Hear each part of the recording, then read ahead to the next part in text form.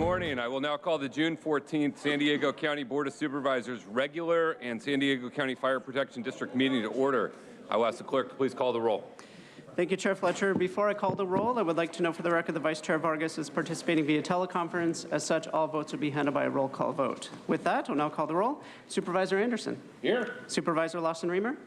Supervisor Desmond. Here. Vice Chair Vargas.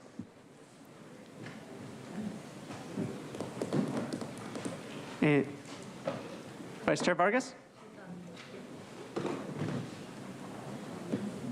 And Chair Fletcher. Fletcher here.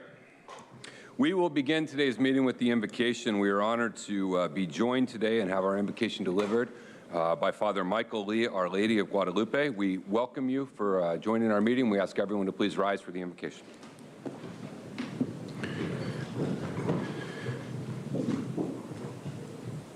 We stand before our higher power, asking that we might be people of hope, people who reject the counsel of despair, the counsel that says problems are too big, too difficult, or too complex to be addressed. Fill us with hope so we might be repairers of the world. Amen. Thank you so much.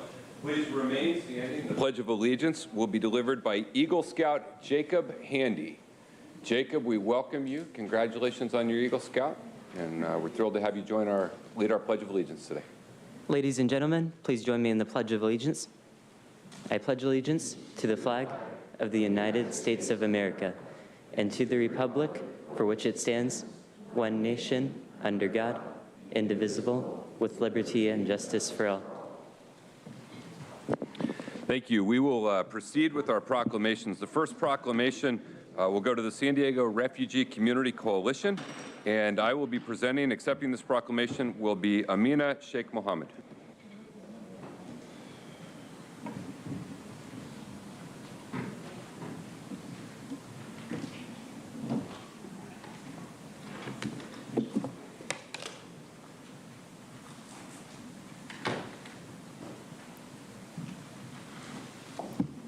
Come on up. Come on up. Good morning. Good morning. Good morning. Thank you all. Good morning. Good morning. A refugee is defined as a person who has been forced to leave their country in order to escape war, persecution, or natural disaster. Our country in the United States has a long history of accepting refugees. Refugees who go on to become great Americans, who go on to contribute so much to the integrity and strength of our society. World Refugee Day is June 20th, and it is internationally designated as the day we honor refugees from around the globe. And this morning, I am incredibly honored to bring with us here to highlight the San Diego Refugee Community Coalition. This is a collaboration of 12 community-based organizations representing the refugee communities from across Africa, the Middle East, Afghanistan, Burma, and Haiti. These communities have come together to help address the need of San Diego's refugee communities, representing their interests and advocating for their fair treatment and welcome nature and services to help them as they come. I happen to believe that a country that put a statue in front of our country that said, "Send us, you're tired, you're poor, your huddled masses yearning to breathe free," is a country that actually meant that. And if we mean that, then we have to not only welcome our refugees, but provide the help and support that they need.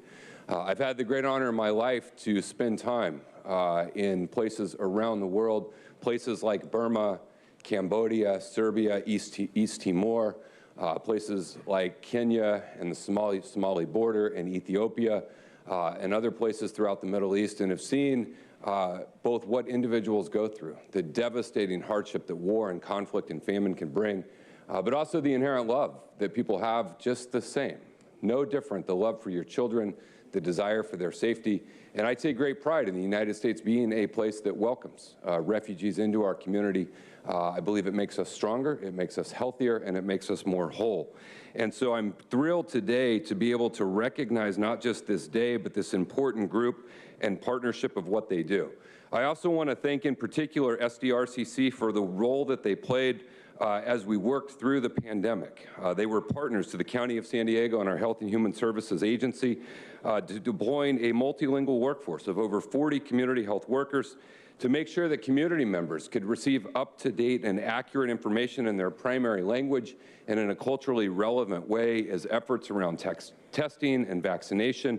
And they continue to do really important and vital work as we stand up and build out our Office of Immigrant and Refugee Affairs in San Diego County.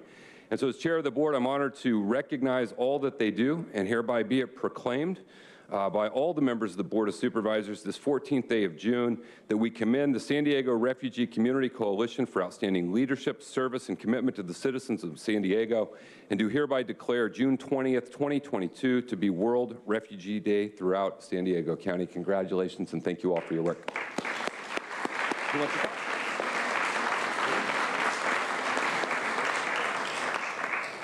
Good morning, everyone. My name is Amina Sheikh Mohammed. We are honored on behalf of San Diego Refugee Communities Coalition.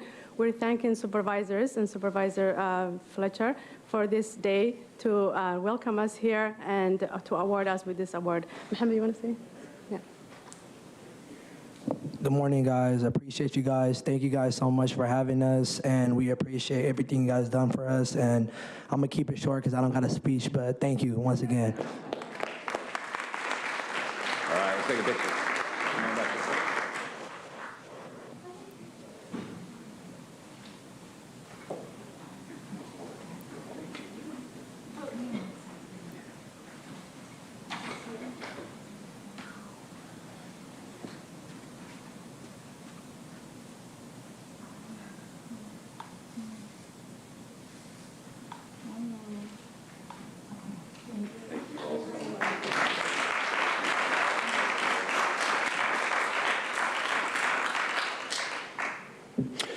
Our next proclamation will be from Vice Chair Noaa Vargas remotely and myself honoring the San Diego Regional Arts and Culture Coalition. And accepting this proclamation will be Felicia Shaw. We welcome you all to join us.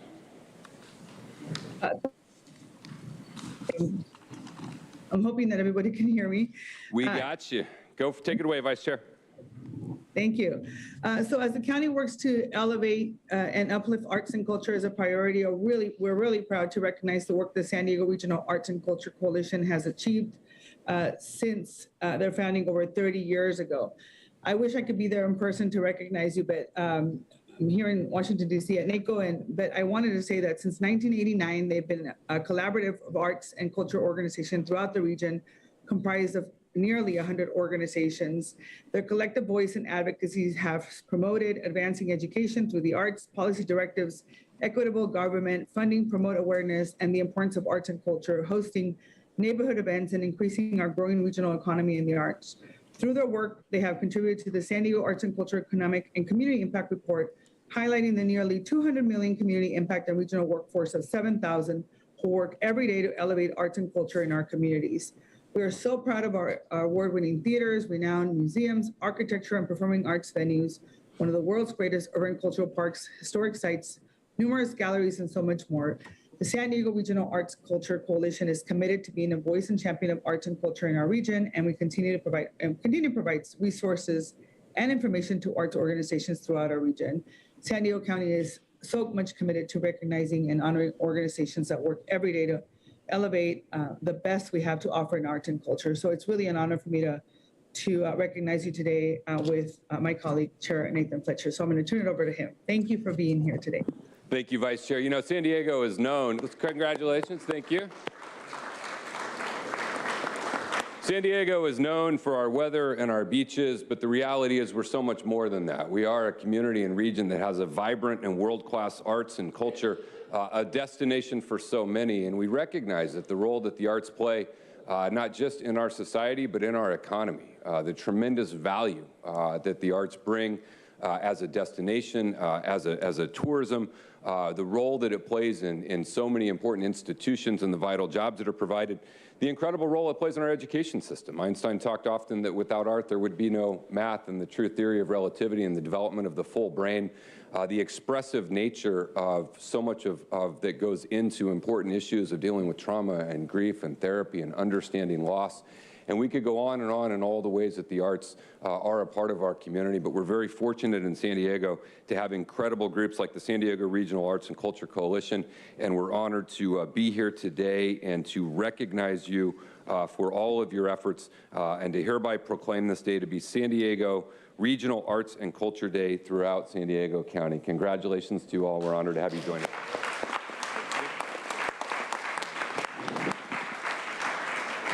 Good morning, everyone. I'm Felicia Shaw. I'm a board chair of the San Diego Regional Arts and Culture Coalition. And on behalf of the board and the dozens of nonprofit organizations, individual artists, and patrons of the arts who are our members, please accept our gratitude for this incredible recognition. Since 1989, when the coalition was formed, we've worked tirelessly to ensure that the arts and culture sector in our region remains strong, vibrant, and united. As the region's primary advocate for the arts, we educate and inform elected officials, the public, and the media about the value of the arts, and we are so pleased that you think we've done a good job. So over the years, you've taken our calls, attended our forums, listened to our public comment, read our letters, and most importantly, taken action when we asked for support. Thank you for making our job easier. And as we continue to rebuild from the pandemic and move into a new era of growth and in our cultural community, know that the coalition is here to shine a light on the arts in San Diego, remaining your partner in making this region a great place to live for everyone. Thank you so much.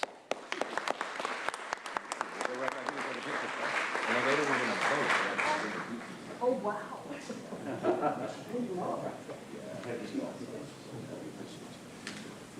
All right, come in here. You got to help me hold it here. We got to balance out a little bit.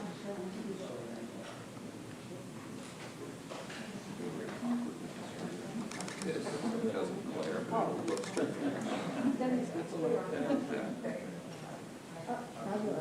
Good.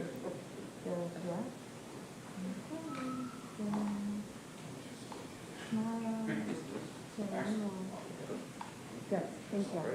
Thank you. We'll get the question back. Oh, yeah. We'll be here for that, too. One more.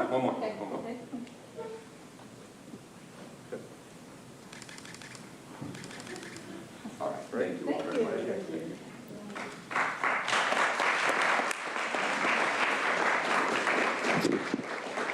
Our third proclamation will be from Supervisor Lawson Reamer, honoring Futuro Health. And I welcome Supervisor Lawson Reamer.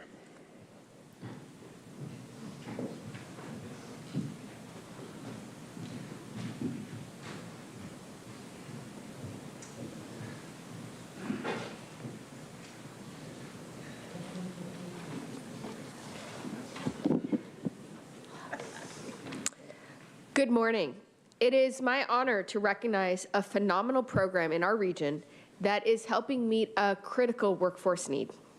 Futuro Health was established in 2020 with a commitment of $130 million by Kaiser Permanente and the Service Employee International Union, UHWW, to grow the largest network of credentialed allied healthcare workers. Futuro Health makes education journeys into allied health careers possible by growing the talent that employers need and creating a path to opportunity with a goal of 10,000 new graduates licensed and/or credentialed by 2024 to meet the growing need. In California and across the nation, the new Education to Work model supports candidates through career exploration and coaching, education financing, and determining the best pathway towards credentials and license attainment. Once students complete programs and receive their credentials, Futuro Health helps them transition into high-demand, well-paying, allied healthcare jobs.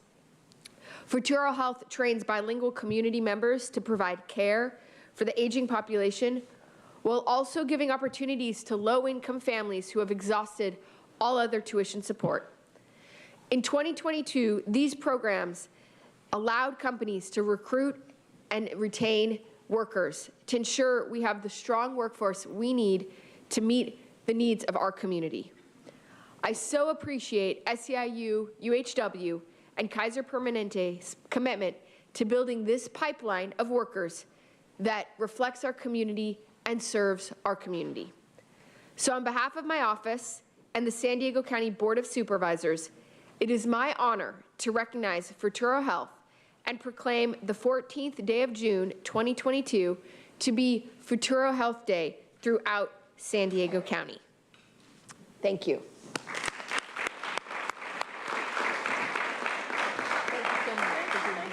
Would you like to say a few words? Just a few words. Okay.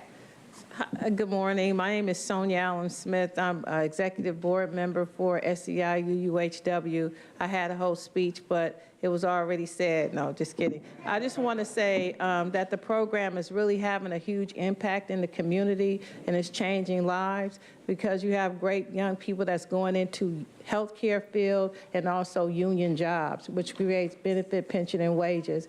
It is amazing some of the stories that we hear about how it's changing their lives, the opportunity of taking a daughter whose mother struggled going through school, and now she has an opportunity to go through a free medical assisting program or sterile processing program, or just having that opportunity to a free education and look into the world of healthcare, which we so much need now, strong healthcare workers in our communities that represent our communities. So I just want to say thank you on behalf of SEIU, UHW. We will continue to bargain and work with Kaiser to continue to ask for more resources to continue to impact our communities. So thank you.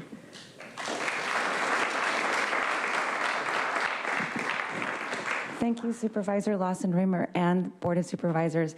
I'm Joy Hermsen. I'm the Director of Innovative Partnerships with Futuro Health, and we're working with San Diego Workforce Partnerships and employers throughout the state to get health equity, health access. It starts with training, education, and an inspiration to help others. So thank you for all your work. Thank you for this wonderful day, June 14th. What a wonderful opportunity to be in this beautiful community. Thank you so much.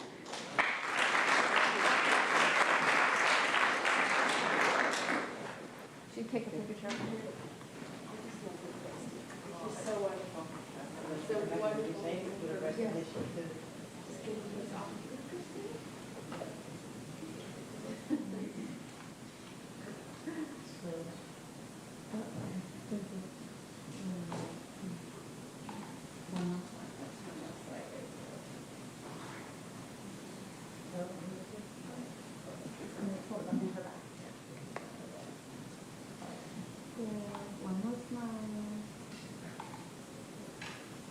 Get one right up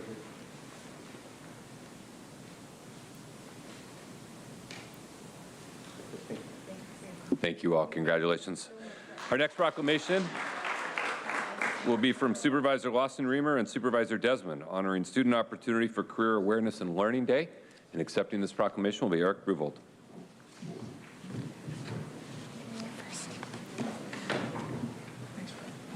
Thanks for doing this. Thank you. All right. JR. Hey, come on back. Come on back.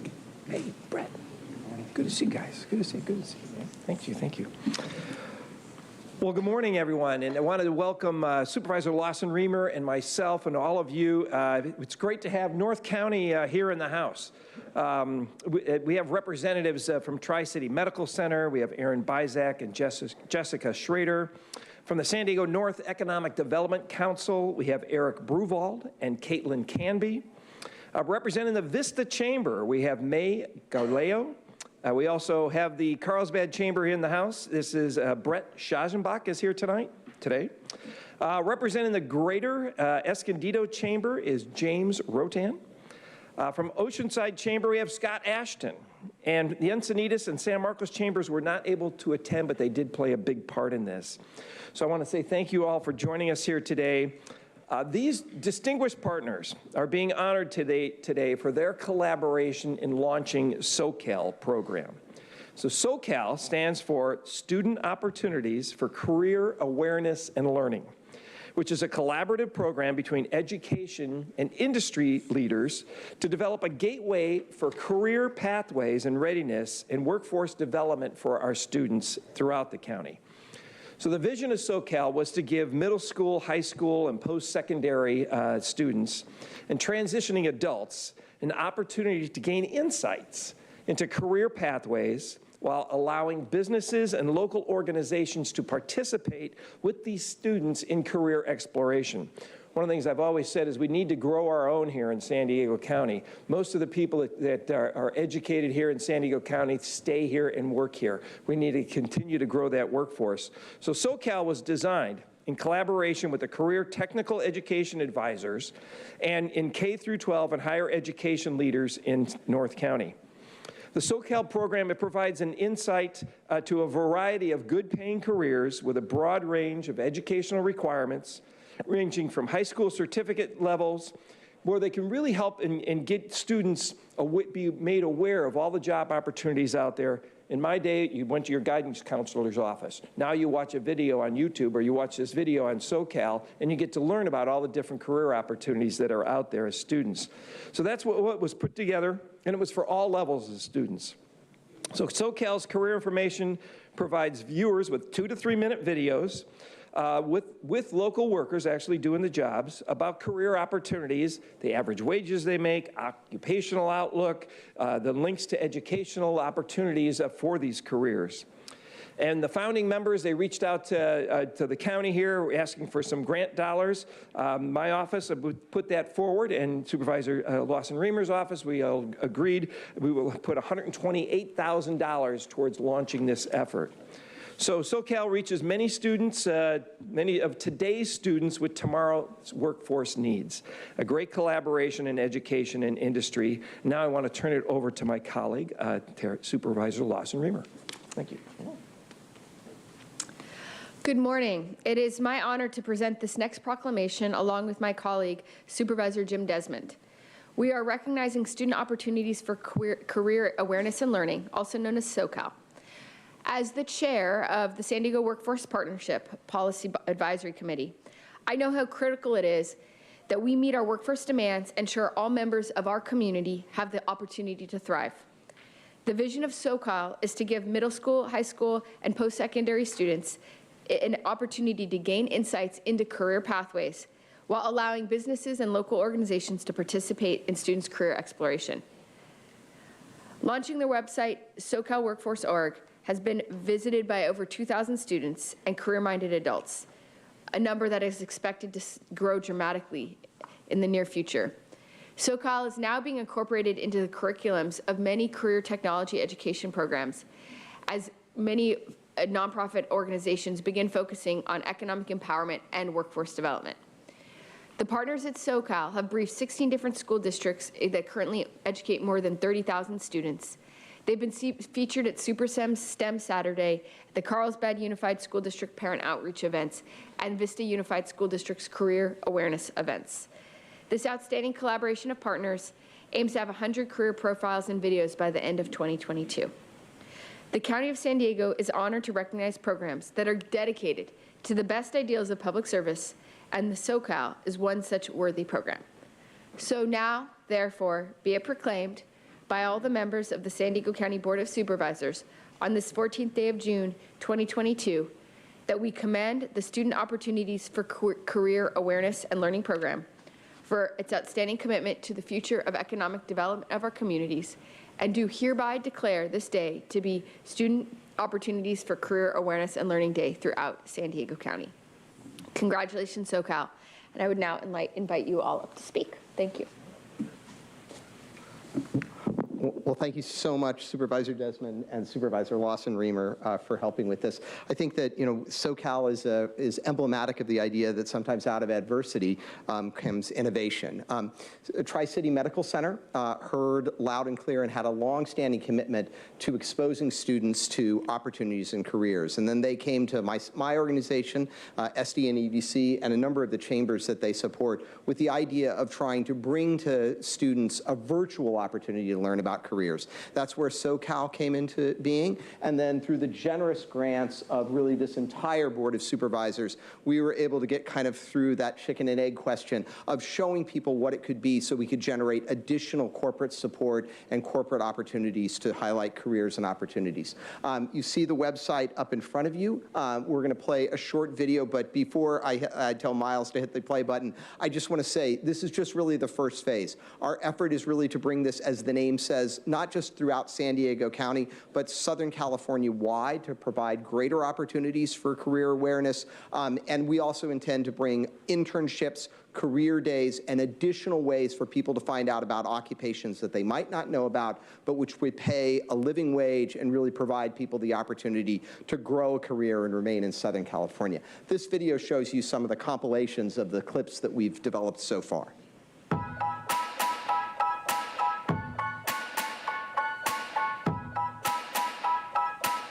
My name is Garashi. I'm a manufacturing bioprocess supervisor here at Genentech Oceanside.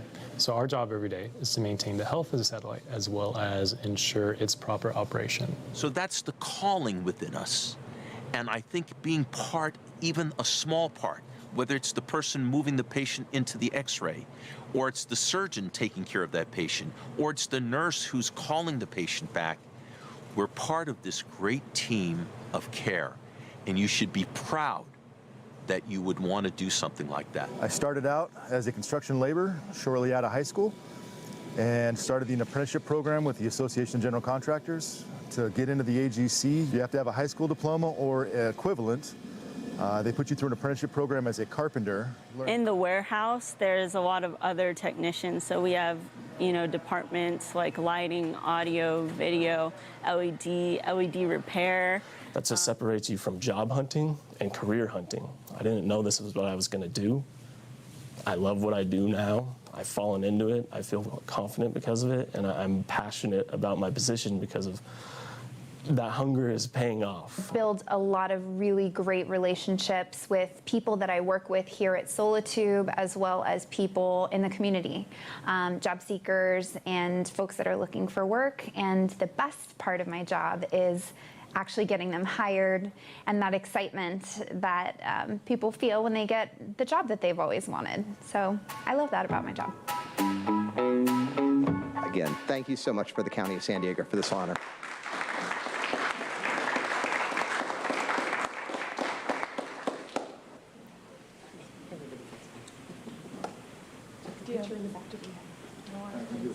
Do a photo? One more? Oh, one more. Okay, you guys work together. Yes. Okay, okay, we're good. We're good? Okay. Perfect. Yeah. Perfect. All right, come on. Get back to it.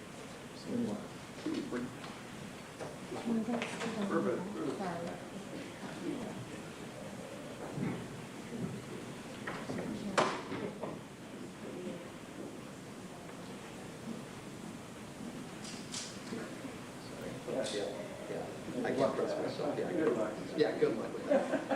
Shot here.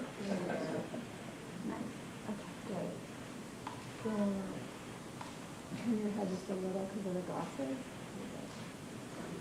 Good. One more. Good. Thank you. And then just one more right over here.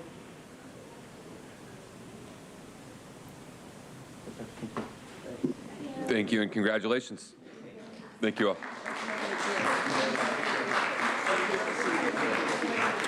Our final proclamation today will be from Supervisor Desmond honoring Eagle Scout Jacob Handy. We welcome Jacob and anyone, Jacob, you'd like to bring up with you to come to the podium.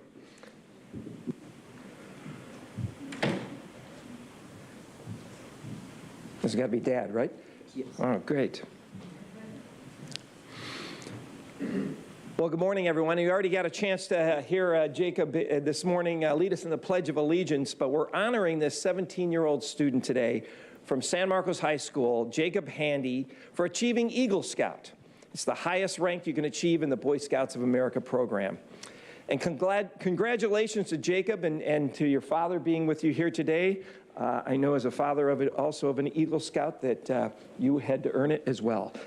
So I appreciate that. Appreciate whether you got the award or not. You earned it. Anyway, since 1910, more than 130 million young men and women have participated in the Boy Scouts of America program and youth programs that build character development and value-based leadership training. And out of all of these millions of youth that have participated, only 4% attain the level of Eagle Scout. And it's an impressive achievement for a junior in high school who, by the way, in his Eagle Scout project, he learned how to play the saxophone. and how that came together.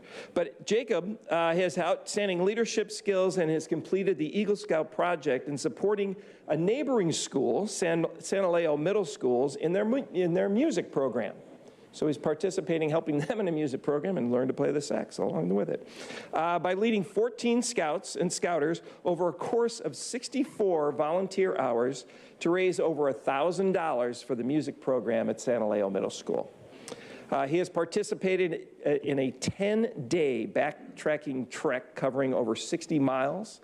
He had participated in space camp in the Kansas Cosmosphere, where he learned astronaut skills and outer space mission planning, and he piloted 5 flight simulators. And this summer, he's going to be doing open water scuba dives at the Florida Sea Base. I never did those kind of things in Scouts. This is great. So it's great. I hope you have a great experience down there. It sounds like you're doing a lot and reaching out a lot. So whereas the County of San Diego is committed to recognizing those and honoring those individuals who are dedicated to the best ideals of public service, and Jacob Handy is one such worthy individual. So be it proclaimed by all members of the San Diego County Board of Supervisors on this 14th day of June 2022 that we commend Jacob Handy for his commitment to the Scout program and for his dedicated services to the community, and we do hereby declare this day to be Eagle Scout Jacob Handy Day throughout San Diego County. So congratulations.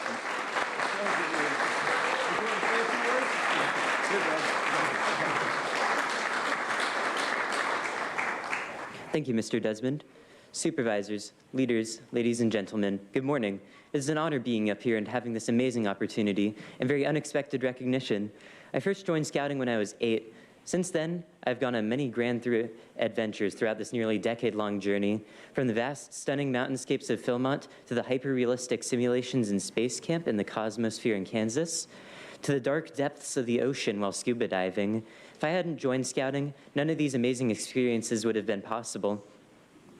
However, while all these experiences are really cool, Scouting is much more than just these experiences. Scouting is ultimately a way to teach young people like myself how to give back to not just the community, but also the nation and the world, and to make them better places. Scouting has taught me many important values, such as perseverance, communication, and leadership.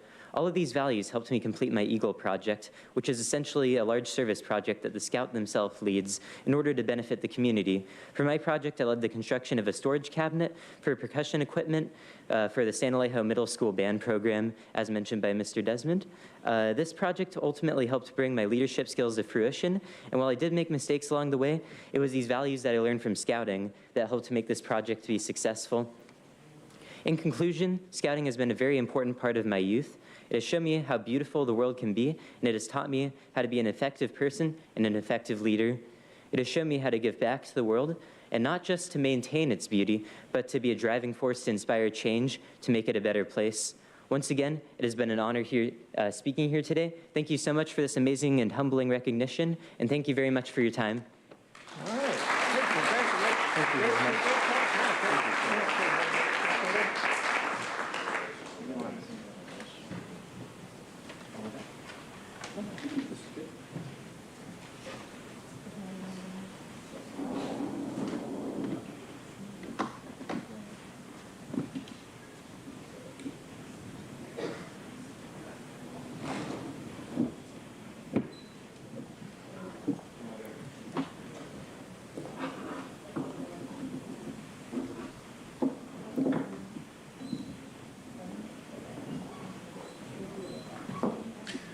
Thank you. Congratulations. Congratulations, Jacob and family. Before we get into the rest of the agenda and a timing announcement I want to share, we will need to conclude our meeting today around between 4:30 and 5. There's a special event at the Waterfront Park that could interfere with the proceedings beyond that. So any items that we do not take up by that time frame will be carried over and will be heard at the beginning of tomorrow's board meeting. With that, we will move into non-agendized public communication. This is an opportunity for the public to address the board on matters that are within our jurisdiction but are not on today's agenda. As a reminder, the only action that the board may take is a referral to the Chief Administrative Officer. According to Rule 4A, members of the public who are non-English speaking and need interpretation assistance will be allowed additional time to facilitate translation. Pursuant to the rules of procedure, we will hear up to 5 in-person speakers, 5 virtual speakers, and remaining non-agendized public speakers will be resumed at the conclusion of the meeting. I'll ask the clerk at this point to call forward up to 5 in-person and 5 virtual non-agendized public speakers.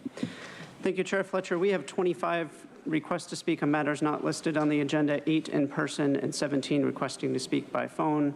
For those that requested to speak by phone, please dial into the conference line now using the instructions that were provided to you. We'll begin with the in-person speakers. As the chair indicated, we'll be calling the first 5 speakers, while the remaining speakers will be heard at the conclusion of today's session.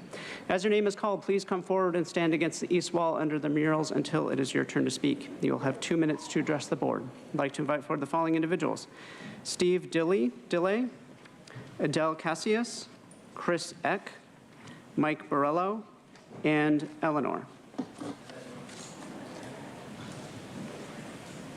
You may come forward in any order, and I'll ask you to please state your name for the audio record. Hi, my name is Steve Dilley. Dear County Board of Supervisors, my name is Steve Dilley. I'm the director of the Veterans Art Project, commonly referred to as VetArt. Thank you for giving me this opportunity to share with you the work that we have been doing with veterans here in San Diego County since 2009. We have been offering free art classes to veterans, spouses, dependents, and active duty personnel for wellness and transition. In early 2020, VetArt was chosen as a statewide engagement contractor by the veterans for veterans mental health and wellness through pop-up art cafes by the MHSOAC, the Mental Health Services Oversight and Accountability Commission, a California state agency. I'm here today as a state-level innovation plan contractor to share with the board our year 1 report, which I have addressed to each and one of you individually. As a member of the San Diego Veterans Coalition, and specifically a member of the PEH, Physical Emotional Health Subcommittee, I want to share with you all the tenets of PEH as a statement that San Diego Veteran Coalition believes that art is a therapy that helps veterans and families better cope with civilian life and after military service, and fits perfectly with San Diego County Live Well concept that has helped guide county health since 2010. Furthermore, VetArt is an organization that draws veterans from every district in the county. We believe innovative answers to social problems, veteran suicide, require innovative approaches. I wish to invite anyone who hears my voice to come and visit VetArt and hear from our veterans their stories. And when reviewing this report, please consider that innovation comes from the user's perspective. Thank you. Next speaker, please.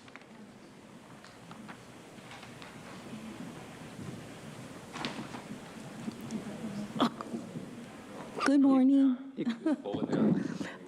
Good morning. Last year, my son Paul Casillas had a heart attack. He's 27. He's severely disabled. Ma'am, can you please state your name for the audio record? Oh, my name's Adele Casillas. Thank you. And my son's name is Paul Casillas. Last June, my son had a heart attack. He's 27 years old. He's at La Mesa Community Care. He's getting abused over there. I asked American with Disability to help me. I asked Regional Center. I asked everybody to help me. My son's going to die over there. I've been asking, I've been calling everybody to help me. I got pictures. My son's got scabies and crabs. He's fallen out of the bed and no one's helping me. Please, I'm begging. Please help my son. He's at the La Mesa Community Care Center in La Mesa. He's severely disabled. He graduated from school 2013, 12 years of perfect attendance, never missed a day of school. Obama sent a letter and Pope Francis. My son is getting abused and no one is helping my son.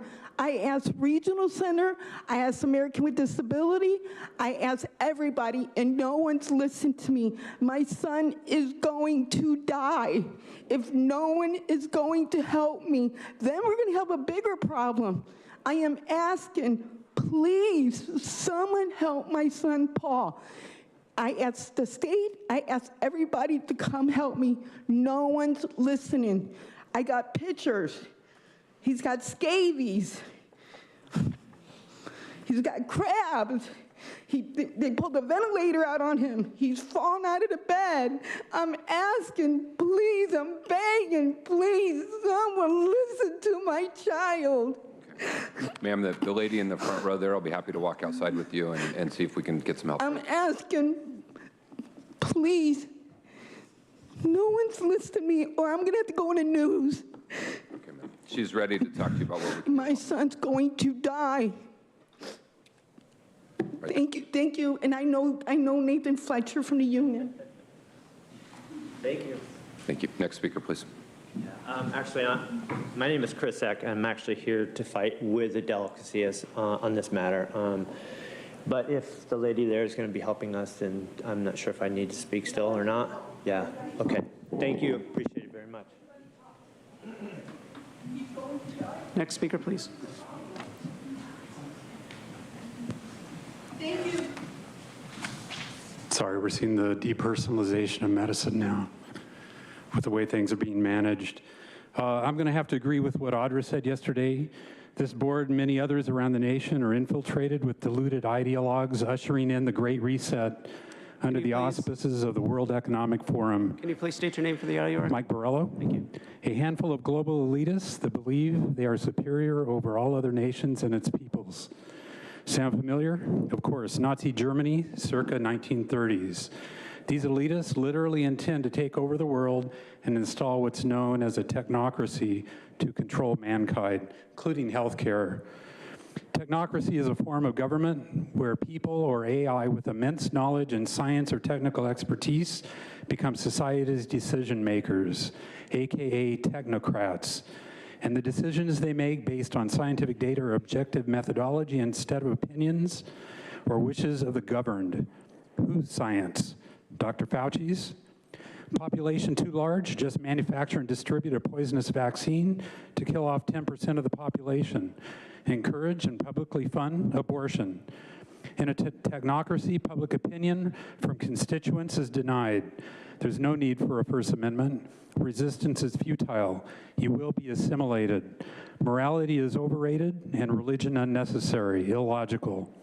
Technocracy isn't new. It's been around for decades, since the 1930s. It's already failing. 5 days ago, the Deputy Director of the CDC, Tom Shimabukuro, a technocrat, admitted indeed the mRNA vaccines cause significant elevated risk of myocarditis with long-term effects. Duh. We knew that almost a year ago. Why is it taking the CDC so long to acknowledge it? Why is it taking our HHS so long to acknowledge that the vaccines are doing harm?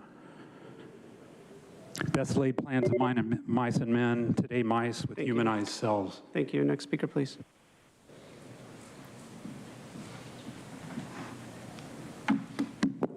Eleanor, before I start saying what I want to, need to have our proclamation back. We submitted a proclamation and it needs to be signed by Consuelo, so I'm not sure who took it, but we would like it back, please. Anybody know what happened to the proclamation? Nathan? Somebody from your office took it. I was told it's in your office. Okay, that's kind of theft if you steal our proclamation. Okay, we would like it back, so hopefully you will make arrangements to give it back. So there are a couple of things that I want to talk about. I heard this morning on one of the videos that you are empowering students, teaching them about their economic empowerment. That's pretty ironic considering on Monday the US had one of the biggest economic crashes in history. It wasn't reported on any mainstream media, but everything's crashing. And now you're teaching students about economic empowerment. I'm wondering how that works. The other thing I want to talk about is this supposed pandemic, because I see masks are a thing now. I'm curious as to how they work, because people wearing them are taking them on and off. So is the virus staying away when the masks are down, and as soon as the virus attacks when the masks come up. I don't really understand how this works. And Jim, you're really concerned about fentanyl because you were saying that one pill can kill. You're right. I'm concerned about fentanyl too. But do you know that one shot can kill as well? Did you know that? Do you know how many people have died from one shot? Have a look at the VAERS database. I'm not making up this information, and the VAERS database is severely underreported. And now they're thinking of giving shots to babies. What person in their right mind would do something like that? I don't know. We need to be concerned about other Thank you. Your things. time is up. Thank you. We'll now hear from those that requested to speak by phone. Again, we'll be hearing from the first 5 callers. The remaining callers will be heard at the conclusion of today's session. When it is your turn to speak, you'll be unmuted, and you will hear a recording that will tell you to begin your comments after the beep. I'd remind the callers that they should mute their TV or live video stream before they begin speaking. We'll begin with our first caller.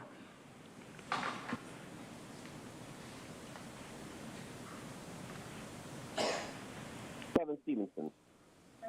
Hi, so 2 things. First off, I would like to congratulate Nathan Fletcher for easily winning re-election against his crazy QAnon crackpot challenger, Amy Reckert. In fact, he actually got 52% in a 3-way race. As for that third candidate, as Lorena Gonzalez correctly pointed out, you can thank no good corporate goon Carl DeMaio for putting up a fake Democrat who wasn't a real candidate, getting her to run in that race. So if it wasn't for that person, Nathan would have gotten more than 62% of the vote. But anyways, doesn't matter. The point is that the right-wing presence in these County Board of Supervisors meetings, yeah, not as substantial as you guys think. Also, I think we should address a mental health crisis that is going on. I mean, we're seeing it right now. I mean, Mike Borrello was just saying some crazy, deranged things about Dr. Fauci and eliminating the population, 10% of the population dying from COVID vaccine. No, I'm pretty sure maybe the number's off, but pretty sure that's COVID itself, not COVID vaccine. And Eleanor is like saying, oh, these numbers are underreported. People are dying from one shot. Okay. Citation needed. Call me skeptical. I think you're, and you can say, oh, I'm not making this up. That is literally what you're doing, Eleanor. You are literally making crap up. You can say you're not, but by definition you are, because everything you're saying is delusional. Like, you sound like you belong in an insane asylum. Sorry, that's the truth. So I expect to hear more bat crap crazy comments like this later today, and well, we'll cross that bridge when we get to it, but yeah, that's Thank you. We'll now hear from the next caller.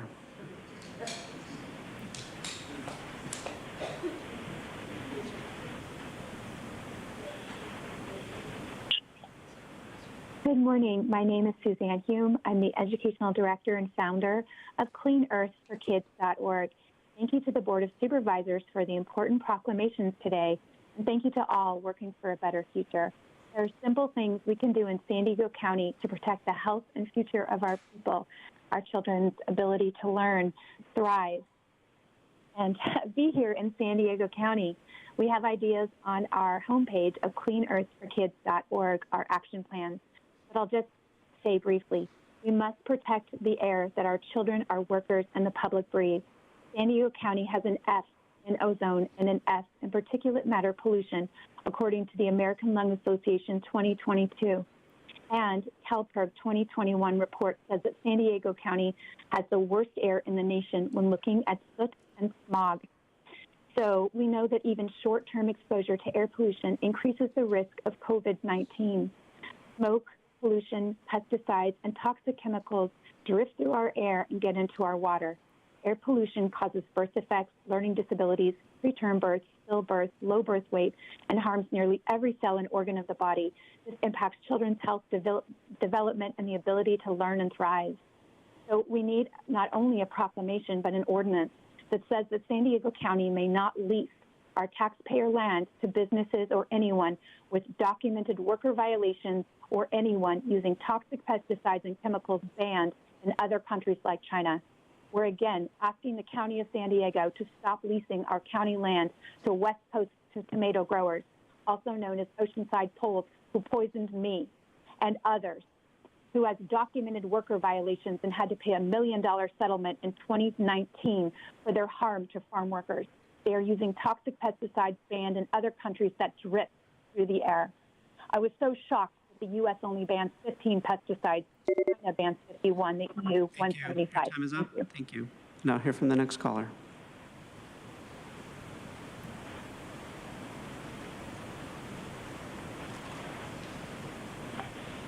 Good morning, Board of Supervisors. My name is Mark Wilcox.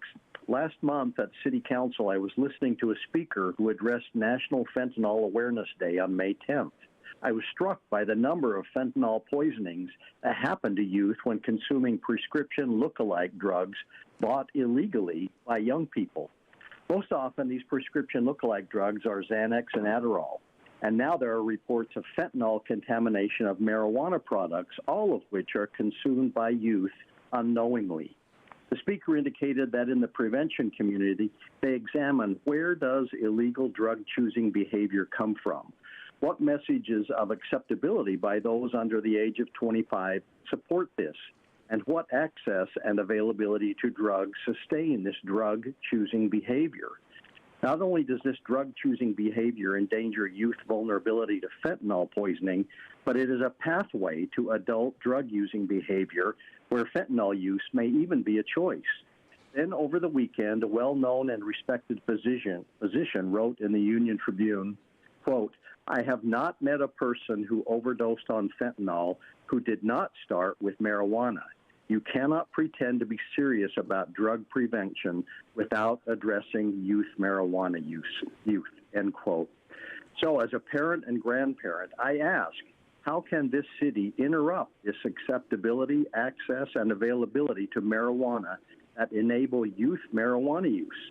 The city could begin by banning candy-flavored vapes and foods and highly concentrated THC products sold in marijuana storefronts. Also, the city could prohibit any marijuana advertising that would be seen by youth around the city, like the back of grocery store receipts, coupons at street fairs, and sandwich boards on the sidewalks. Maybe we cannot prevent predatory marijuana marketing techniques entirely. We can mitigate it as we should. Time is up. Now hear from the next caller.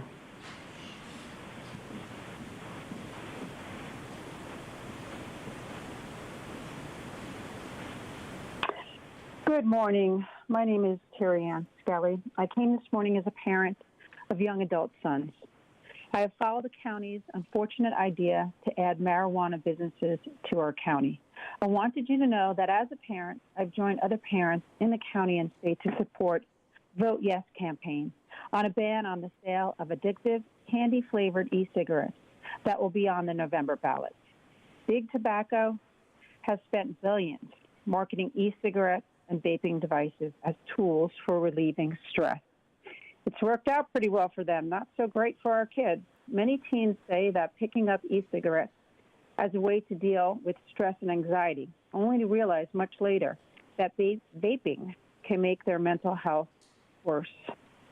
Now Big Marijuana has done the same exact thing. When a young person starts vaping, the nicotine or the marijuana gives them a short buzz. They puff and puff again to recreate that feeling. But nicotine is highly addictive. As soon after, they feel anxious, stressed, depressed again, and their body experiences nicotine withdrawals. Recent research suggests that highly concentrated THC found in marijuana vaping devices is also addictive. Please consider adding flavored marijuana products to the county's ban on flavored tobacco products. Thank you for your consideration. Thank you. Now we'll hear from the final caller this morning.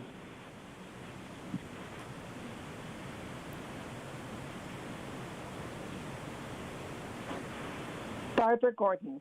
Good morning, Supervisors. I'm here today to share with you from a parent's perspective regarding underage drinking. Many graduations have taken place. It's a time to celebrate.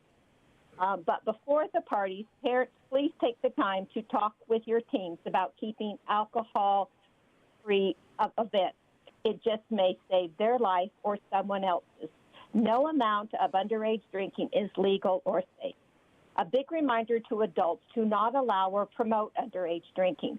All 18 cities and the county have enacted the social host law to protect youth from the many problems associated with drinking alcohol. The law says anyone allowing minors under 21 to drink alcohol will be held accountable.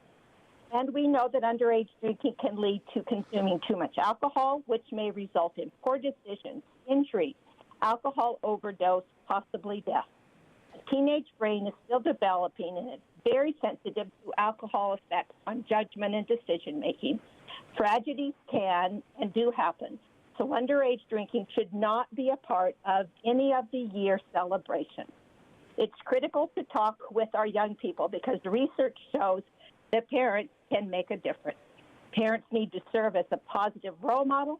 Parents need to talk with other parents about supervising parties to make sure no alcohol is served. Supporting alcohol-free celebrations can help prevent a life-changing mistake. Thank you. Thank you. And Chair Fletcher, that concludes the request for non-agenda public communication this morning. Again, all the remaining speakers will be heard at the conclusion of today's session. Next on the agenda is approval of the Statement of Proceedings minutes for the regular Board of Supervisors meeting of May 24th, 2022, the group budget presentations of May 19th and 20th, 2022, the Housing Authority meeting of April 6th, 2022, and the Redevelopment Successor Agency meeting of January 11th, 2022. I'll make a motion to approve. Is there a second? We have a motion by myself, second by Supervisor Desmond. Let me ask the clerk to please call the roll. Thank you. Supervisor Anderson. I apologize. I stepped out. Okay. Aye. Thank you. Supervisor Lawson-Remer. Aye. Thank you. Supervisor Desmond. Aye. Vice Chair Vargas. Vargas, aye. Chair Fletcher. Fletcher, aye. That motion passes unanimously with all supervisors being present and voting aye. We'll now proceed with the formation of the consent calendar. Members of the public will be able to comment on any items that remain on the consent calendar after supervisors have had the opportunity to make comments along with any items they wish moved to discussion. We'll begin with Supervisor Anderson. Any items you wish pulled or comments you wish to make? Thank you, Chair Fletcher. We have a bunch of people that showed up to speak to item 6, and this is a developmentally disabled community, and I'm concerned that they're not going to be able to wait to the end to speak during consent. So I apologize, but I want to make sure they have a chance to be heard. So I'm going to pull that item. Okay. Item 6 is pulled. Supervisor Lawson-Remer. I have a couple items I just wanted to make a few brief comments on. So item 3, which is the item on the Sustainable, Equitable, and Local Food Sourcing Program. I just wanted to, thank staff for their hard work. I think this is a great start for the policy framework. And I know that over the next 18 months, there's going to be quite a bit of additional work with the technical assistance contractor. I think I wanted to comment, as we move forward, I think some of the language in the framework remains a bit too flexible, in my opinion, and I think the definitions are a good addition as a jumping off point, but I think we're going to need to get a little bit more specific and clear. I also think we're going to certainly need some technical assistance for food producers to meet the requirements, which I think will be really important, so that we can set a high bar and high standards, but we're also helping folks to be able to meet those standards and providing that assistance. I think it's a both and. And I think my only concern, and again, I think it's really a wonderful step forward. I think my only concern is there's not quite enough clarity on implementation expectations, kind of across the board in all of our departments in HHSA and LUGE, but also in public safety. I know we've spoken at length about sort of the role that the jails could play and the sheriffs could play in moving this policy forward. So that just wasn't spelled out, and hoping to see significantly more, particularly on the public safety side at our jails as we move forward. But again, thank you so much. I think this is definitely, feel like we're definitely going in the right direction.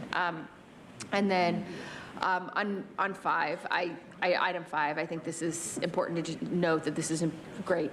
I don't know what else to say. Thank you, Helen. Great It's amazing. We're building capacity in our continuum of care, and I think this is work that has been long overdue, and you know, we're the safety net, and we're working hard to get folks enrolled in insurance, and I'm just really happy to see that this is moving forward. So I just wanted to share, just thank you on that item. And then I do know that the TA is on consent as well. And so I just wanted to say thank you to everyone for all of your work on that. Thank you to all of our hardworking county employees for all of your work day in and day out in serving our county. And you all are amazing. You're the heart and soul of this county. You're the ones who are on the front lines every single day, delivering all these services we sit up here talking about. Thank you so much for your service. Thank you for your leadership. We're here for you. So just so much gratitude for the work that you bring to our community. And I also want to thank our county staff for the hard work to try to get to a contract that I think is going to be the best contract we've ever had, frankly, and that's because you all deserve it. So I'm really excited to be able to support the best contract we've ever had in this county for the best workers that we could ever hope to have in this county. So thank you. Thank you, Supervisor Lawson-Remer. Supervisor Desmond. Well, thank you, Mr. Chair. I appreciate it. I have no items to pull. I know there's speakers on item 7, so you're not going to be moving, I guess, any of those items. We're going to take those items with consent, right? Okay. I'm confused by the question. I was confused when 6 was pulled, so I was just curious. I don't know why 6 was pulled, but we're going to hear from speakers on consent as soon as we get done talking. All right, so those speakers who want to speak to an item on consent will speak before we get to any of the items that have been pulled for consent. You know what, then I'd like to change my motion and not pull it. Very well. I stepped out for a second to organize to make sure that everyone had a chance to be heard, and I got discombobulated. Okay. So, okay. Thank you. Okay, so I have no items to pull. I do have comments on 3. Item 6, I'll just make briefly, since it's not pulled. I want to thank Supervisor Anderson and Chair Fletcher for bringing this item forward. This is very important. I have supported Terry, Inc. in North County. They're a training, education, resource institute for people with disabilities. And they have a campus both in Oceanside and San Marcos. And for many years, my office, we've supported their efforts with grant dollars. They're a wonderful program, and this agenda item is going to benefit Terry greatly. Terry serves over 900 individuals and families, and they provide services through the lifespan. Currently, their youngest client is 4, and their oldest client is 80. Terry has reached out and has strongly recommended that I support this item, and I'm happy to do so. Item 7, this is a Camp Lead, and I know there's speakers who have come down on this item. Camp Lead is held more than 100 camps and has worked with many of the school districts throughout San Diego County. Camp Lead actually was born out of the tragic shootings in 2001 at Santana and Granite Hills High School. LEAD stands for Leadership, Equity, Access, and Diversity. And those are 2001 terms. We need more programs like Camp LEAD that can help young people overcome the challenges of life and behavioral health issues brought on by the pandemic and just brought on by the stress of being in high school. Camp LEAD brings together students who are considered high risk with academic and discipline programs, with students who have been active and involved in the campus. So they bring together kids from all different varieties, and they spend their time at Camp LEAD participating in discussion, allowing for kids to openly share and let their guard down and be heard. For many of these tragic shootings that have happened recently, it's usually done by a young person who is a loner, who wasn't really understood, felt isolated. And what this program does is give these kids in high school an opportunity for them to share their experiences, to find out other students have those same issues and same problems growing up. Maybe they think a kid who's got everything together, but they have the same problems. Maybe they feel more connected at the end of this camp than they would otherwise. So for many participating in the Camp LEAD challenges, it has changed their lives. And we need to address the root causes of so many young people in their lives and the disconnection of people and students that feel that isolation is harmful, particularly coming out of COVID. There was a lot of isolation. Kids weren't going to school. They weren't interacting. There's a lot more opportunities for kids to feel isolated and unheard and unconnected.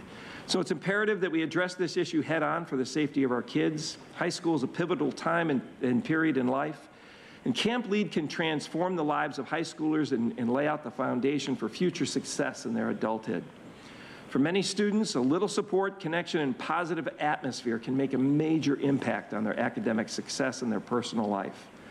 Camp Lead has just celebrated 17 years, and I'd like to see them holding more camps for many years to come. They used to do about 100 camps a year. Now they're only down to about 4, and we want to get that revitalized. And I'm asking staff through this board letter to look into trying to find a permanent place and supportive services that we can offer to allow more schools and high schools in the county to attend Camp Lead.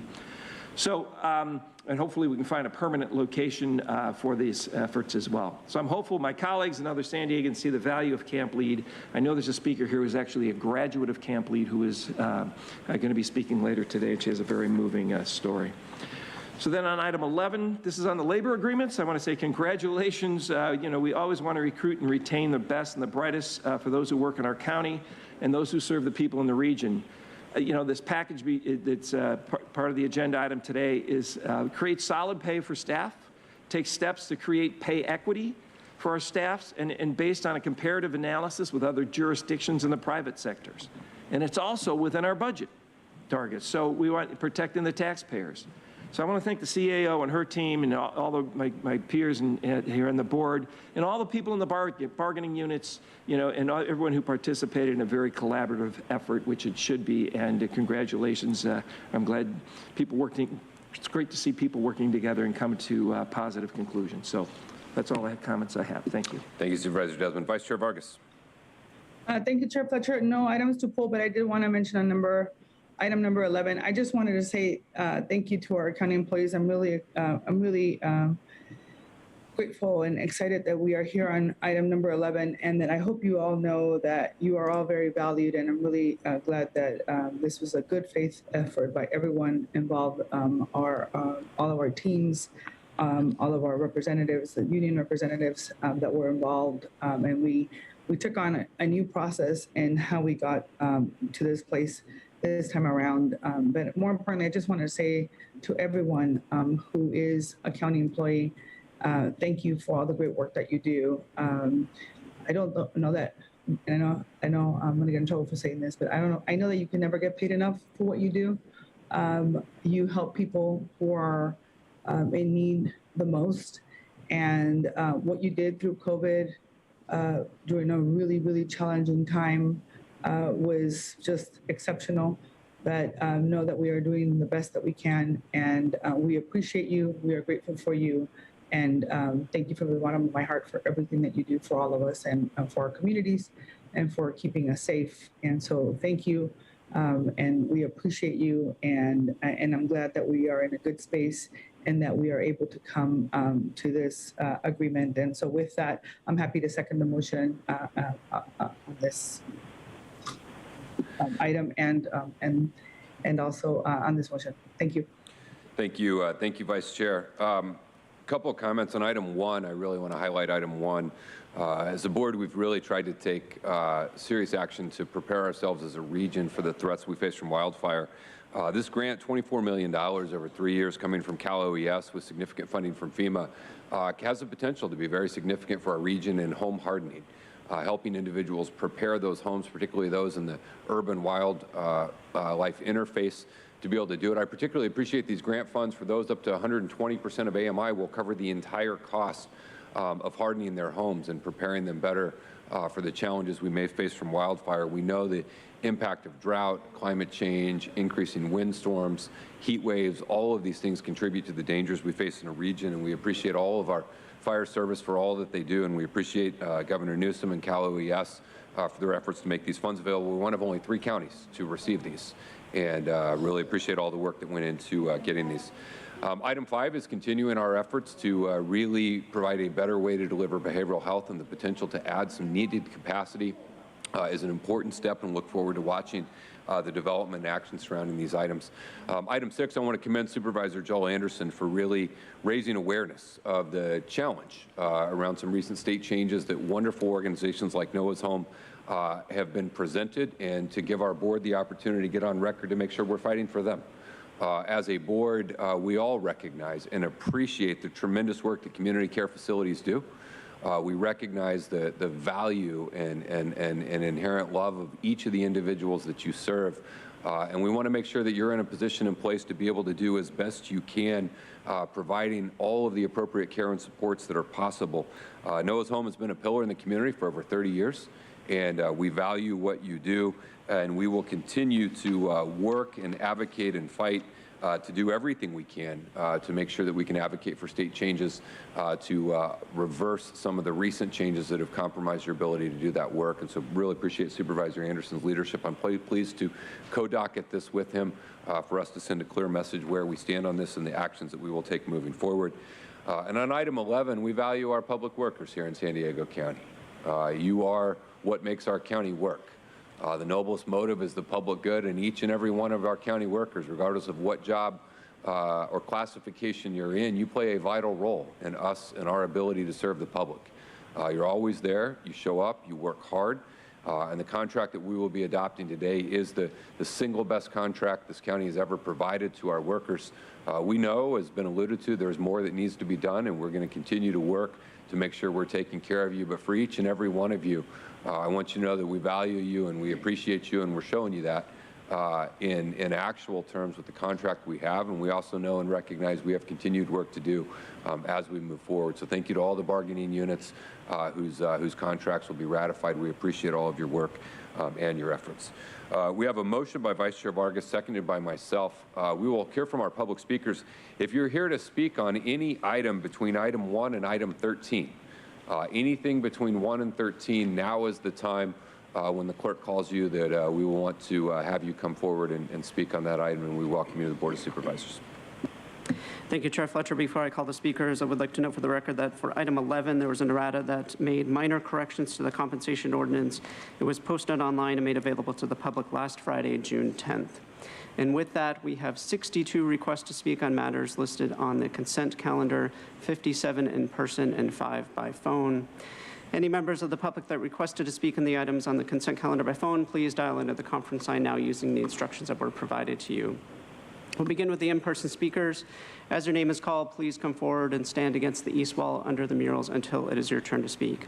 I'll be calling you in groups of 5, so please listen for your name. I'd like to invite forward the following individuals: Tom Mulvaney, Chantilly Jones, Katie Renval, Samantha Endico, and Tom Harmon. If I've called your name, please come forward, and you may come forward in any order. And again, I'll ask you to please state your name for the audio record before you begin your comments. Okay, thank you.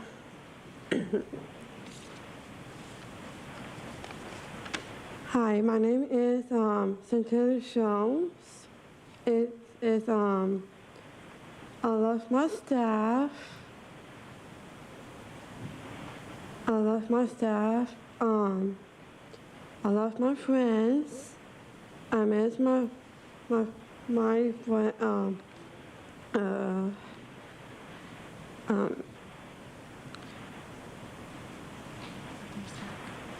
staff, my friends, Noah Holmes, and my roommate, Laura Sloan. She is moved into Noah Holmes.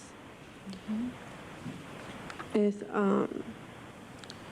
Noah Holmes and my home, me, is Noah, way to my Bethany is the housemate house is his den and the Holmes, Noah Holmes.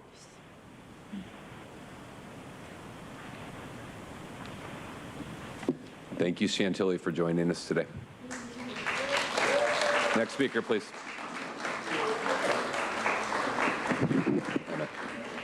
Good morning. My name is Tom Mulvaney, and I first want to say really great gratitude for considering this resolution. We, the Mulvaney family, strongly support the San Diego County Board of Supervisors' adoption of this resolution. I want to personally thank Supervisor Anderson and you, Chair, for sponsoring this.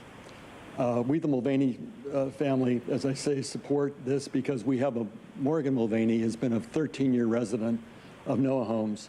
She has received kind, compassionate, and impeccable care during her stay at Noaa Homes.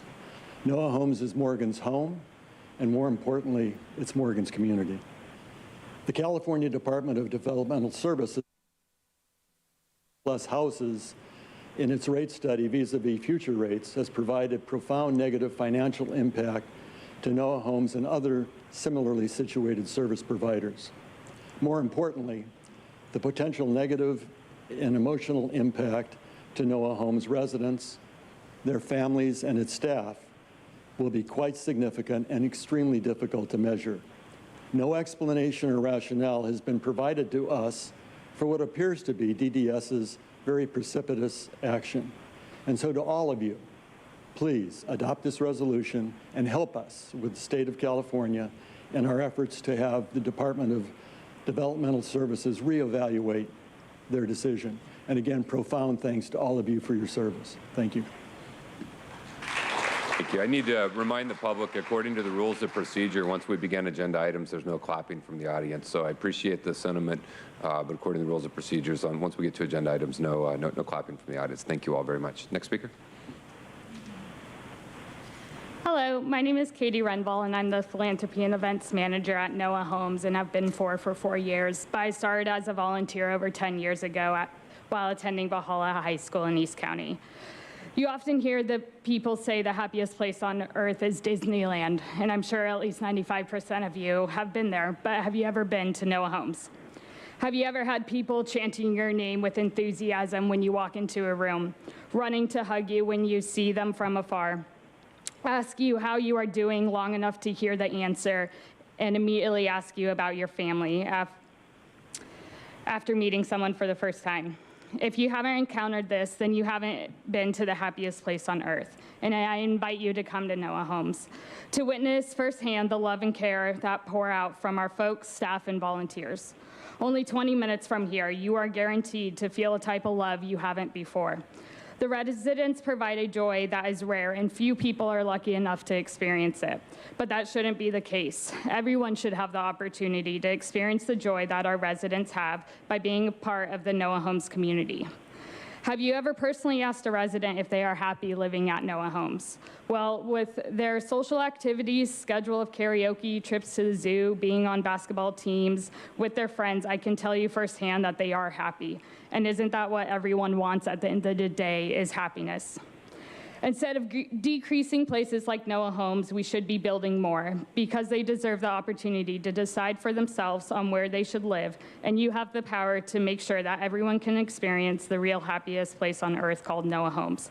Thank you for bringing this agenda item forward, and for your support, please vote yes.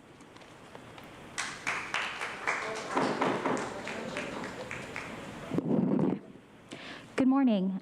My name is Samantha Endico, and I'm the Program Marketing Specialist at Noaa Homes.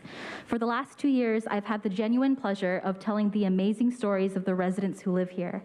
Noaa is home to 90 amazing, wonderful residents with intellectual and developmental disabilities, and they are my friends.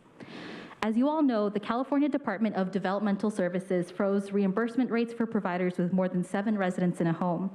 DDS and other organizations have historically not been a fan of larger living situations and equate them to the institutions of the past. Again, Noaa Homes has 90 residents who live and grow independently in their community. It is not an institution. These residents choose to live here. They choose to grow, make friends, hold jobs, and are encouraged to advocate for themselves. Every day I see the benefits of a social community like Noaa. It clearly isn't an institution. This reimbursement rate freeze affects the pay of the hardworking staff who work day in and day out to make sure that these folks live their best lives. This affects the funds that go into our larger homes. During a time where gas and food prices are up, this is not sustainable. It's frustrating that DDS doesn't think a place like this is a viable choice for housing for this population. Over the last week, I've heard countless stories from my friends about how much living at Noaa Homes means to them, how much it means for them to have a choice to live with their friends. I hear and tell so many stories about Noaa Homes. I don't want to tell the story of this place losing funding and closing as a result of this brash decision to freeze rates. Thank you to the Board of Supervisors, San Diego Regional Center, and Governor Newsom for your support and for hearing us out today and for being a part of the story where we work so our friends in places like Noaa can live happily. Thank you. Thank you. As the next speaker is coming forward, I'll invite 5 additional speakers: Susie Ochoa, David Hatticek, Sam Zien, Charlotte Finley, and Wayne Finley. If I've called your name, please come forward. You called? Okay. You're great. I'm shy. Okay. Anyway, this is one of our Noaa Homes folks here, my sister-in-law. I'm Tom Harmon, and I've been involved with developmentally and intellectually disabled for over 40 years. I'm a past chair of the ARC of San Diego, so I know a lot about what our folks do. And Joel Anderson and Nathan Fletcher, I appreciate your time up here listening to us. I just want to thank everybody that works at Noaa. And Jennifer's been out there for 25 years now and absolutely thinks it's the best place in the world to go home to after she's been home with our family for a weekend. And there's nothing more than maybe blowing our horn a little bit, or, you know, for the folks that are absolutely terrific, the staff. You got Sandra. Yeah, everybody. And it's just, we want to get the funds put back in to a point where we can make sure our homes are going to be what they are for the rest of their lives. This is a forever home for these folks. And Noaa Homes is the best of the best. I don't have anything else to say other than the fact that they deserve this funding.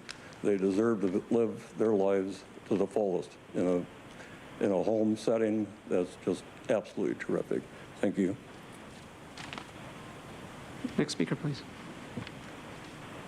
Hi, good morning. My name is Dave Hatticek. I'm a parent of a daughter who has Down syndrome. For the last 25 years, I've served on various nonprofit boards in advocating for and supporting people with developmental disabilities.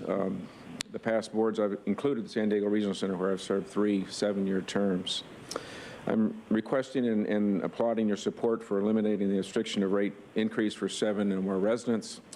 Over the years, there's been many needs identified for the people with developmental disabilities: transportation, employment, but there's nothing greater or bigger than housing. Housing and quality housing options are desperately needed. My daughter, Holly, who's been with us since she was born, she wants to live on her own. She wants to live with friends. She wants to live in a loving community, and she's been on a waiting list for over 2 years for housing. A long-term concern of my wife and I is Holly's health. Holly has Down syndrome. Most of you may know that people with Down syndrome more than likely will end up with Alzheimer's at some point in time in their life. And Noaa Homes is a unique place where they have 2 memory care units. They deal with people with dementia and Alzheimer's and support them. And those homes happen to have more than 7 residents in them. Noaa Homes could be our long-term solution for Holly, but that's not why I'm here. I'm here for the people that need the support. Noaa Homes is a quality program, deserves state funding. Housing is critical. Quality options are needed. Thank you for your time.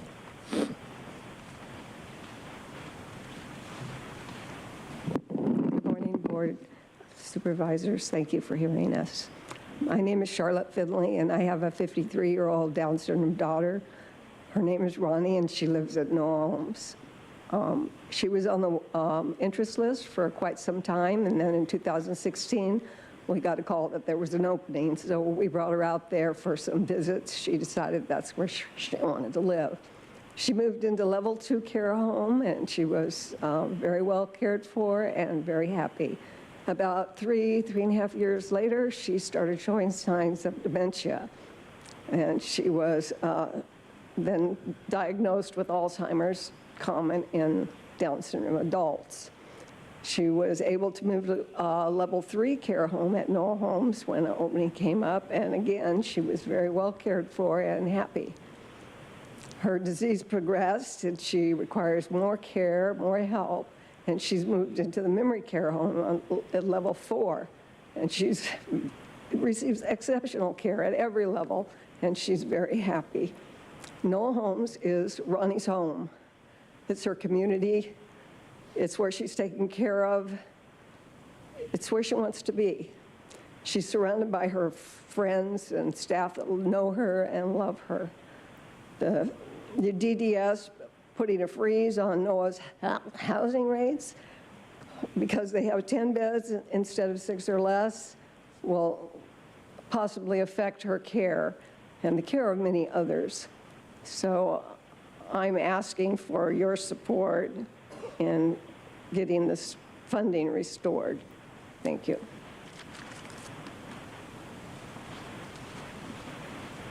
Hi, my name is Susie Ochoa, and I'm here to support Noah's Home. It's not just a place, it's a home. I've been a volunteer there for about 10 years, and I can tell you, like was said before, it is Disneyland of San Diego. It's a wonderful place where the residents are so open and sharing, and they want you to see their home. And we don't want this home to not be there for them, because then where they go. As they age, they need more care, and you know that we all have a budget. Every home has a budget, but that money isn't going as far as it used to with inflation. The community and the staff always are fundraising to keep it going as well as they can, but Noah's Home deserves the funding from the state. And I'm asking you to please make that happen, to keep them going, to keep this home going for our community of disabled persons here in San Diego. Thank you.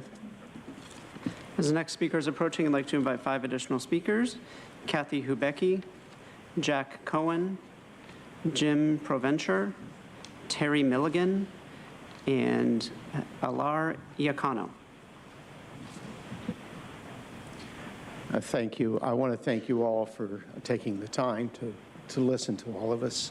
My name is Wayne Finley, and I've been a resident of San Diego for over 40 years. And Ronnie is my daughter. My wife just spoke a little bit ago. And she's 53 years old, and she loves Noaa Homes. And as my wife said, she chose to be there. I remember when we first took her for a visit to see Noaa Homes, she looked at us and she says, "Dad, am I going to live here?" And I said, "Well, that's up to you." And she says, "Yeah, this is where I want to live." Ronnie has been in Noaa Homes for 6 years, and she loves it. When she comes to our home, and we'll say, "Well, you know, Ronnie, we're going to take you home at 6 o'clock. About 2:30, she'll come over to me, "Dad, I think it's 6 o'clock." She's ready to come home. And that is a relief to both my wife and I to know that that's where she wants to be. She lives in a home that has 10 residents in it. That doesn't bother her. They're her friends, they're her family. And, you know, I have been on the board at Noaa Home for the last 5 years, and I've witnessed firsthand the dedication and the love and the support that the staff, the community, and the residents have for Noaa Homes. And I just encourage you, DDS, and I don't mean to be speaking bad about things, but I mean, it's an arbitrary number.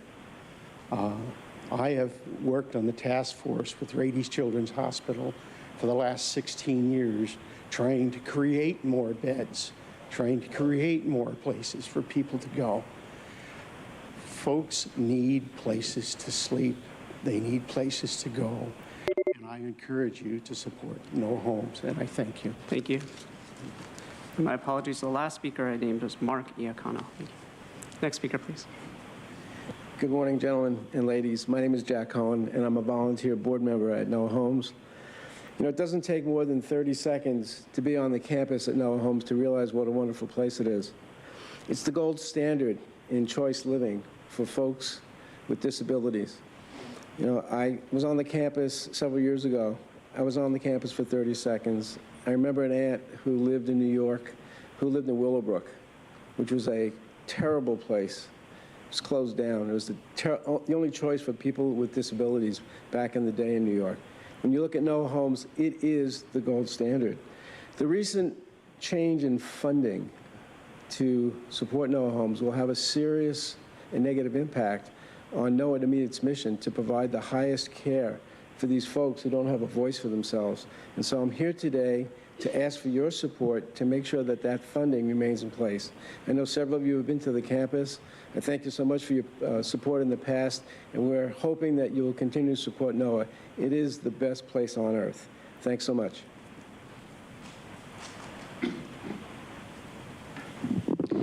Good morning, Board of Supervisors. My name is Terry Milligan, and I am the controller at Noaa Homes. I've worked for Noaa Homes for over 10 years, and every day I have the joy of going to a place where I'm going to see smiling faces and get lots and lots of hugs. Plus, now that it's peach season, I'll also get to share a peach with one of my favorite residents, Christina Shihata. We are both peach lovers, and she's actually affectionately known as Shishi. Each day, my team and I work to pay the bills with funding we receive, and now we've been told we have to make do with what we have. Yet utility costs have gone up, groceries cost more, and taking the folks to their programs each day is costing us that much more in gas. Not to mention the wear and tear in our homes over the last 2 years during COVID, when all of our residents were in quarantine just like the rest of us. Noaa, as with the rest of the world, is not immune to inflation. However, the state is not giving us the means to take care of all 90 of our residents, only a small fraction. So am I now supposed to go to Shishi and her housemates and say, I can't pay your electrical bill because you have too many residents in the house? Hopefully not. I'm thankful to Supervisor Fletcher and Supervisor Anderson for bringing this issue to the County Board of Supervisors and to San Diego County as a whole in hopes that we can get the funding back for all of our residents, not just the few. Thank you so much. Good morning. My name is Jim Provencher. I'm a former Noaa Homes board member and current board chair for the Noah's Archangel Foundation, and I'm also a parent of a resident at Noaa Homes. I'd like to thank you for giving us the time to speak to you today. I really appreciate that. I'd also like to specifically thank Supervisor Anderson and Chairman Fletcher for collaborating on this agenda item to bring it forward. As an estate planning attorney for over 40 years, I've provided counsel to a number of parents who have developmentally disabled adult children. One of their major concerns as part of the estate planning process is what happens with my child when we're gone. We can no longer provide that care that we've been providing at home. Where does our child go? Who's going to provide the care? How do we provide funding for this? Well, one of their potential solutions is they feel that a family member may step up. This is not necessarily a great option because, number one, the family members don't have the proper training to provide the kind of care that's necessary. And many times we're looking at someone who's 50 to 60 years old and requires 24-hour supervision. It also puts an undue burden on the family members, both physically, psychologically, and financially. So the solution that we've all been discussing is Noaa Homes. Noaa Homes provides forever homes for developmentally disabled adults. They have people on staff who have the proper training and constant updates to that training to provide the highest level of care possible.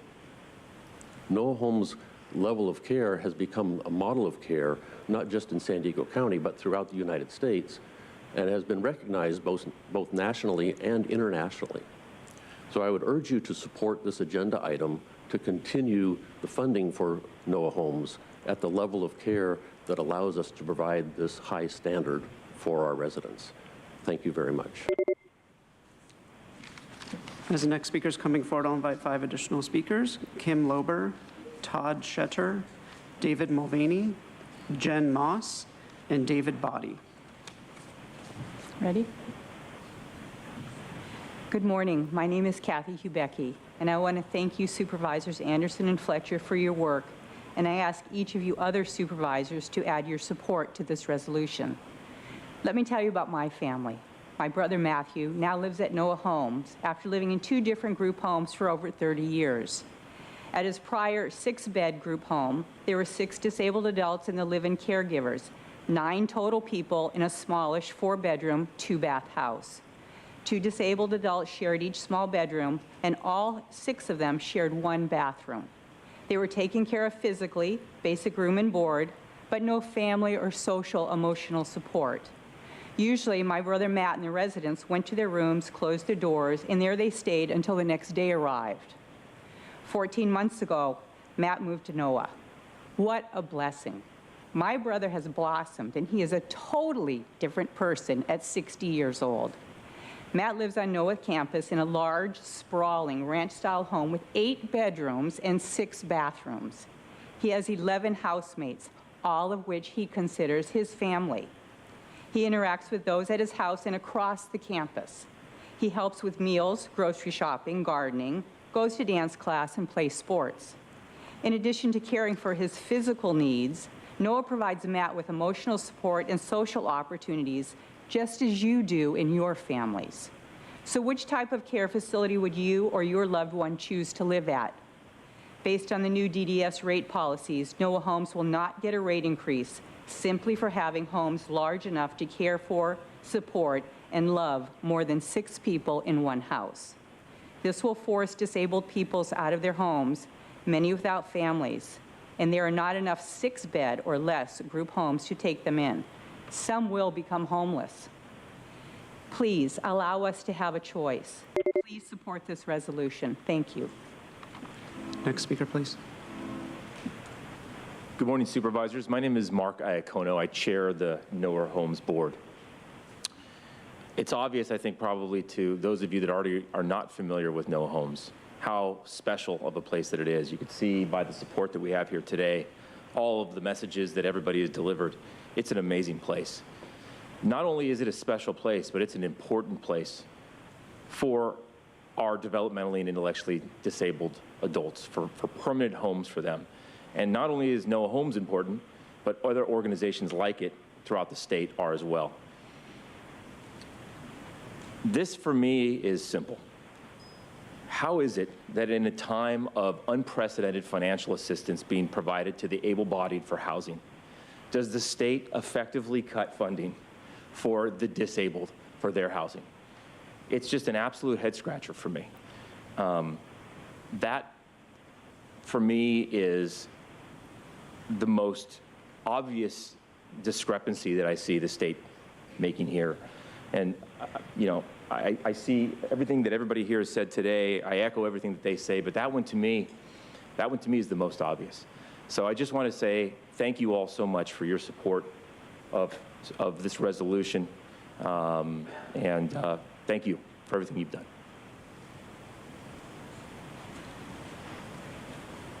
Hi, good morning. My name is Kim Lober. I'm the operations manager at Noaa Homes.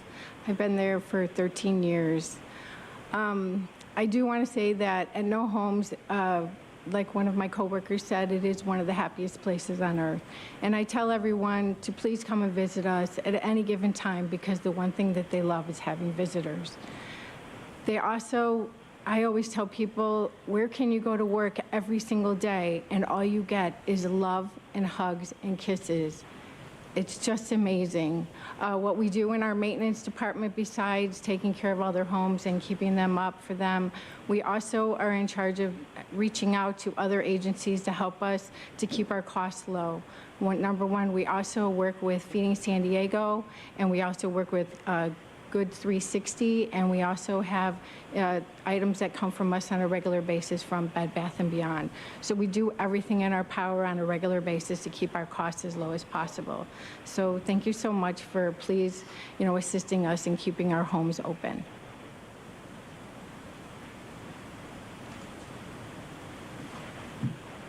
Good morning, Supervisors. My name is Todd Shetter. I'm the Chief Operating Officer for Active Care Living.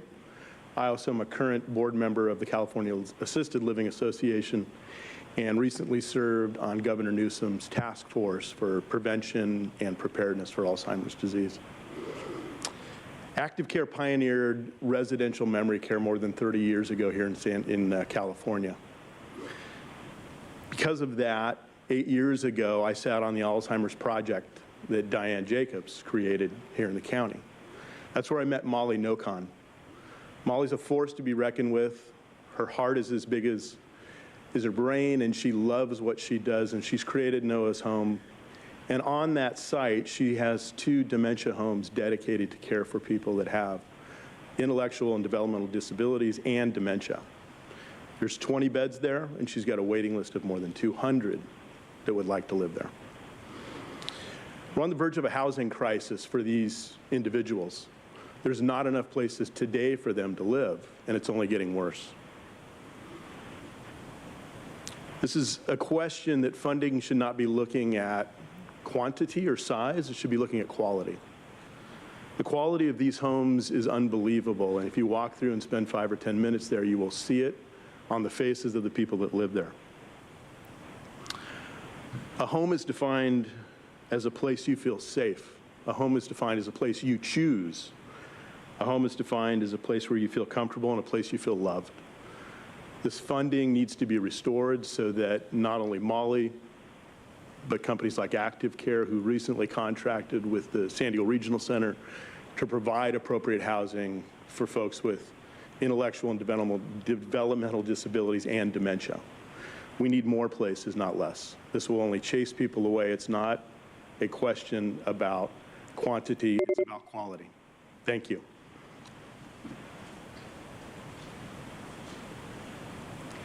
Good morning. My name is Jen Moss, and I'm the HR manager at Noaa Homes.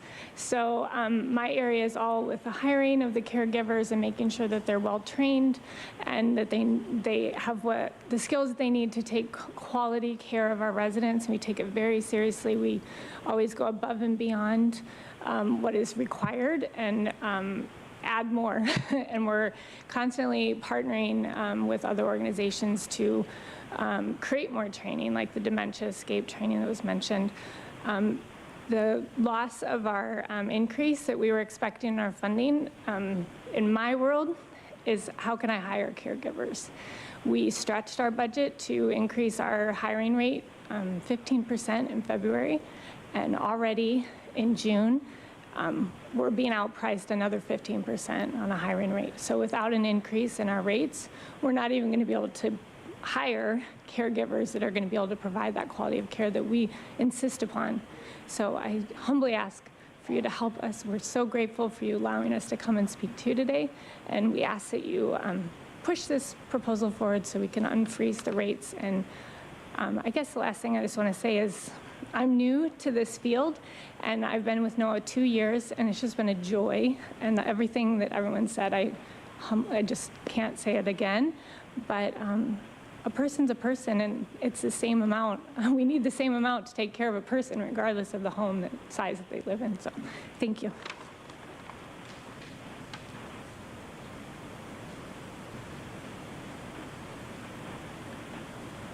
Hi, I'm David Bodie. I am so glad I was able to move into Noaa Homes. I was able to move in with my twin brother as well. We both choose to live in different houses. I live in a house with 10 of my friends, and he lives in a house with 5 of his friends. I came here because I wanted to make new friends and enjoy my life. I like to be able to spend time with my friends and make my own choices. I love my staff, and I love that I'm able to live in the same place as my brother. Thank you, David. Thank you.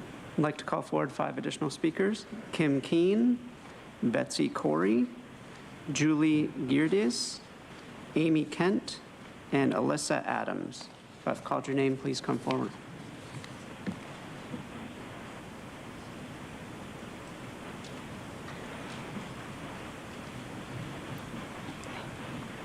Hi, my name's Kim Keene, and I'm the Director of Program Development for Noaa Homes.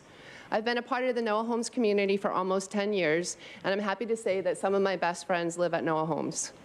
Adults with developmental disabilities should have the same life choices as everyone else, including where they live and who they live with.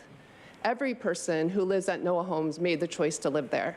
They chose the house they wanted to live in and the number of housemates they wanted to live with. This is David.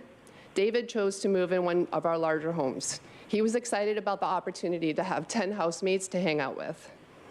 Adam, his twin brother, decided to move into a home with 5 housemates. Adam decided that a smaller home was the right choice for him. Both young men are happy and thriving in their new community. Sadly, the state provided a rate increase only for homes like Adam's. However, for both Adam and David, the cost of living increase has been the same. Their food costs, utilities, gas to take them to and from their day program, and social recreational activities. Frankly, Noaa Homes must have the ability to pay our staff a competitive rate in both David and Adam's homes. The only way we can do that is to unfreeze the rate lock for homes like David's. It's important to remember that each person we care for chose to live at Noaa Homes, and they should continue to have those choices.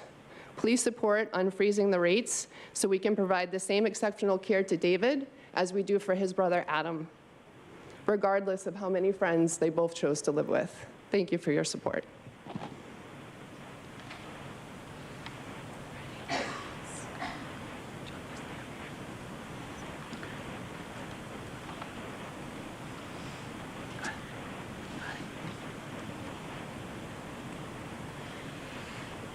I used to be an ambassador for St. Madeleine Sophia Center. I spoke on the behalf of the people, spoke on the behalf of people with disabilities. What's the next? It's important to me that people with disabilities get the same choices as I do. It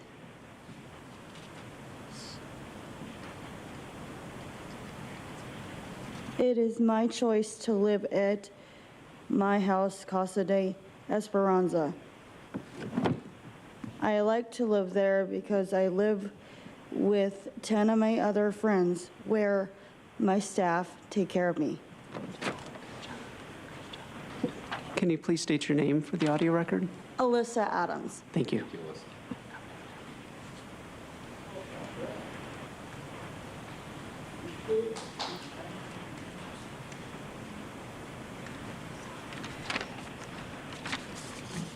Hi, my name is Betsy Coy. I spent almost 4 years calling into Noah's Homes to see if there was a spot for me so I could move in. I called Sandra so many times to see if there would be a space for me. I advocated for myself because I wanted to live at Noah's Homes. I even called the TV show Extreme Home Makeover Edition to ask if they could build another room for me so I could move into Noah. I kept calling Noah's Homes. I asked when I could move in. I wanted to be in a place where I felt safe and where my mom wouldn't have to worry about me. I wanted to be around all my friends. I even wrote the board of Noah's Homes to ask if I could move in. I made all those choices. I have lived in a home with 5 of my friends. Now I live in a home with 8 of my friends. That was my choice. I'm very happy living at Noah's Homes. I love my friends and my staff. I want my staff to make enough money to live because they take real good care of me. Thank you.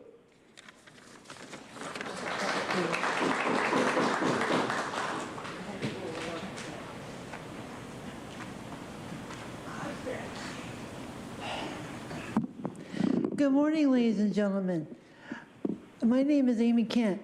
I have been voting since I was 18 years old, and I've seen most of you guys on the TV during the election night and day. I'm here to talk about Noaa Homes.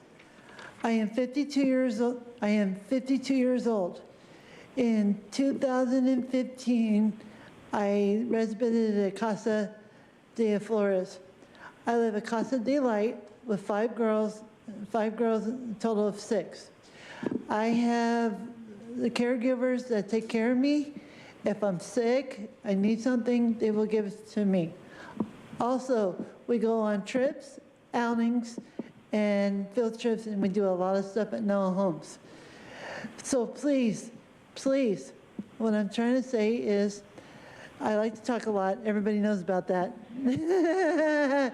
But please, City Councilman of San Diego, please speak in your mind, and please, please tell Governor Newsom that we need to keep Noaa Homes open. I started volunteering there in 2009, and I love Noaa Homes. I'm 52 years old. Please, please tell Governor Newsom up in California to get on the ball. Thank you. As the next speaker is coming forward, I'd like to invite 5 additional speakers: Andrew Schmidt, Laura Sloan, Pam May, Charla Lane, and Valerie Davis.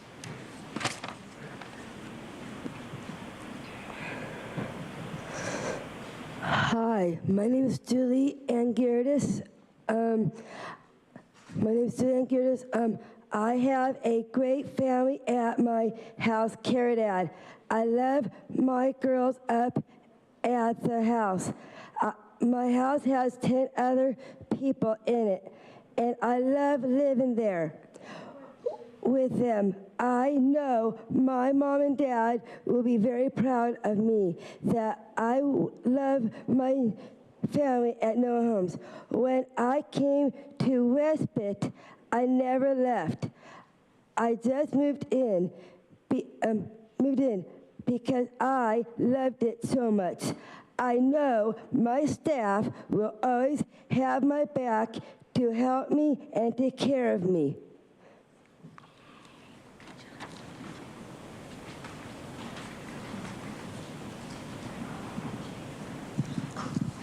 Hello, my name's Pam May. I live at Casa La Paz, Noaa Homes. And I don't want you to shut down the place. Keep it for me. Keep it for my friends. Read your paper. Thank you. You see what I told them. Next speaker, please.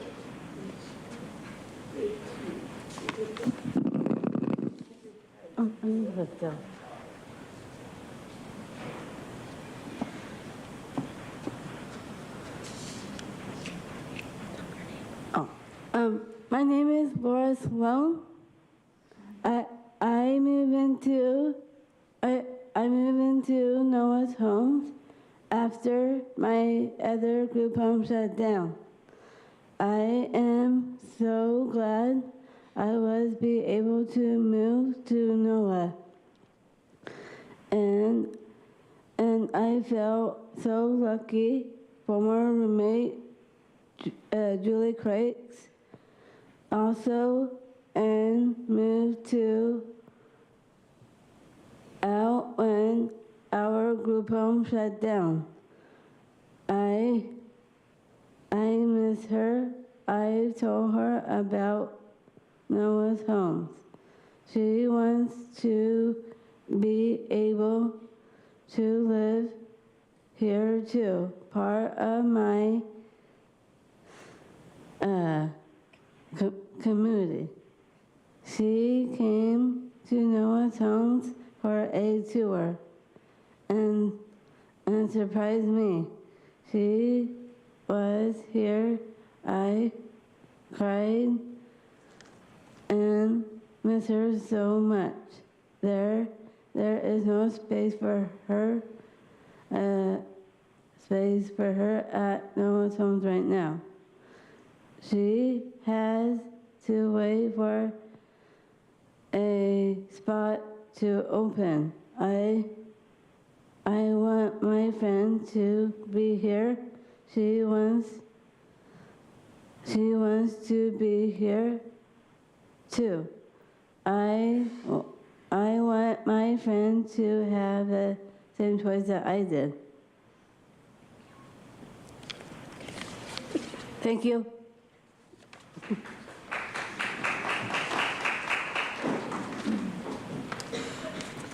Some tough acts to follow. I'm Charlotte Lane. In 2013, I started as a volunteer at Noaa's annual fundraiser to cover their budget gap. 10 years later, I'm employed doing the same thing. I don't have a family member with a developmental disability, but it's a privilege to work for such an important organization in our community. We need your help. The first time I Googled what a trailer bill meant was a couple weeks ago. I've now gone through thousands of pages looking for an explanation for why 7+ bed homes are not getting an increase in funding like everyone else. The 2016 Assembly Bill stated a DDS rate study shall include a comparison of the estimated fiscal effects of alternative rate methodologies for each service provider category. At that time, the rate category was 5+ beds. In 2020, I found a 2-sentence response from DDS that said the change to exclude 7+ beds from the rate study aligned with federal and state goals. It doesn't say what those goals are, but I'd assume it means the federal guidelines that say nothing about a bed count and instead are focused on individual choice and quality. We've written collectively and again received a minimal response that this issue is being worked on. Meanwhile, the homes of 3,000 adults with Fragile X, cerebral palsy, Down syndrome, and Alzheimer's, etc., hang in the balance, not to mention future potential housing choices for the fast-growing numbers of seniors and the nearly 400,000 people with IDD across the state. At Noaa Homes right now, 13 of 90 residents do not have any living family members. As you've probably noticed, there's several residents who are older. San Diego serves the second largest population of adults with developmental disabilities in the state. As such, I thank you for voting yes so we can ensure DDS has a quality housing plan for all people with developmental disabilities as it's been lawfully directed to do. Thank you.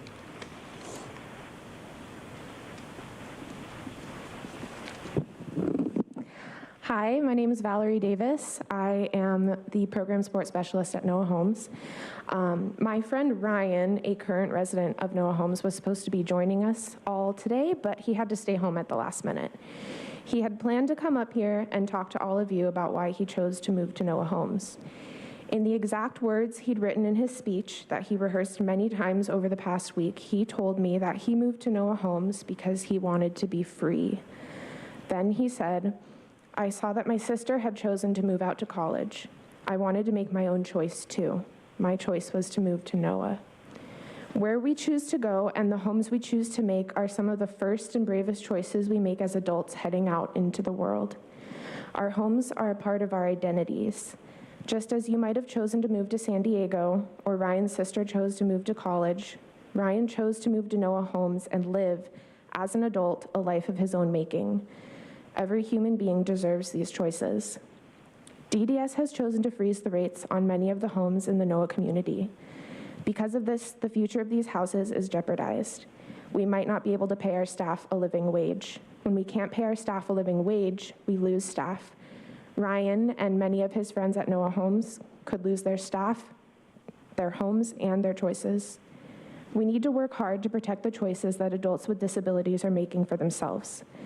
Please take all of these stories with you and understand how important it is now that we stand our ground and show that we won't concede to the frozen rates.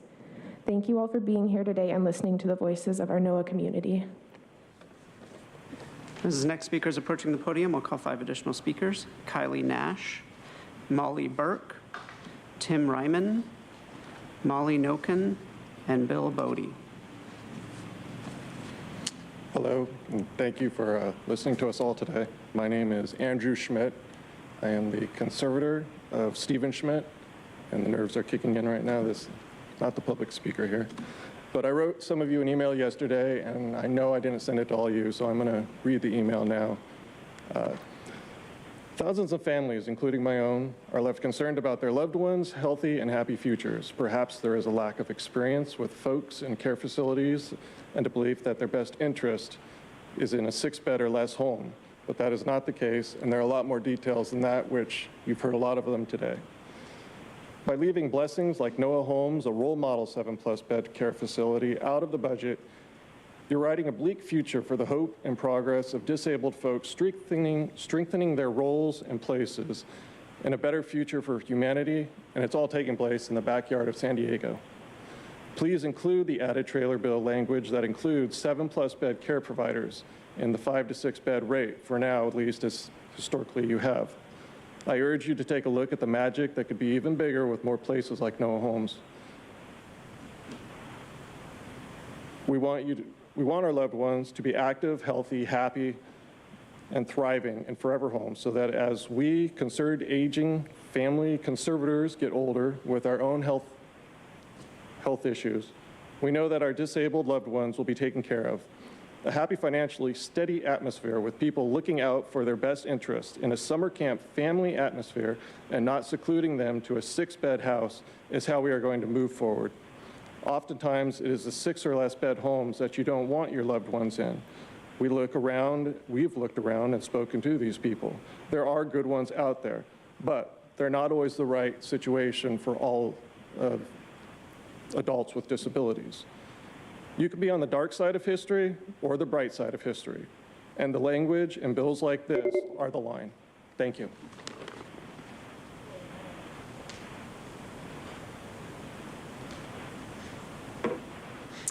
Hello, Supervisors. My name is Molly Nocon, and I'm the CEO for Noaa Homes. We're a social community housing model you've heard a lot about in Spring Valley, one who can proudly tell desperate families that lifetime care is possible in lifetime homes. If a client of San Diego Regional Center chooses to live at Noaa Homes and all agree we can meet those needs, then an invitation is extended. When the client enters home for the first time, they are surrounded by lots of friends, new neighbors, and supportive staff ready, willing, and able to help as needed. There are 9 other individual homes on the surrounding 8 acres, ranging in size from 2,500 square feet to 5,000 square feet. The weeks are filled with community outings, jobs, volunteer programs, life enrichment, activities, Padre games, sporting events, vacations, going home to see mom and dad, listening to music, outings, and, oh, are you guys tired yet? Because we are. Try being one of the 130 staff at Noaa Homes whose job is to promote and support independence and quality of life 24 hours a day, 7 days a week. This is our chosen passion and that of the residents that we choose to serve. We opened the first Alzheimer's care homes in the entire state and likely the country. We consult with organizations across the nation to help them improve and expand their models of care.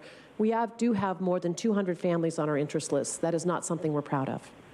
The governor and the legislators directed the Department of Developmental Services, DDS, to increase funding for all service providers with a 25% increase that should have taken effect April 1 of this year. On a statewide conference call, the DDS announced that providers with 7 or more beds would not receive an increase, and rates are now frozen. This random decision cost Noaa Homes and other resident providers across the state millions of dollars in lost revenue with 3 days' notice. DDS has yet to answer why. DDS has chosen not to answer at all why 7+ bed residential home providers were left out of the rate study, and on what basis a decision was made to freeze those rates now and in the future. I applaud the county's efforts in taking the lead on resolving these rate disparities and support Agenda Item 6 to ask the governor's office to look into this lack of transparency immediately. Thank you to San Diego Regional Center for their ongoing support and to Supervisors Fletcher and Anderson for their willingness to right this wrong for adults with disabilities. Thank you. Next speaker, please. My name is Tim Raymond. I'm the ambassador of Noaa Homes. I've been to Washington, D.C. to advocate for adults with disabilities.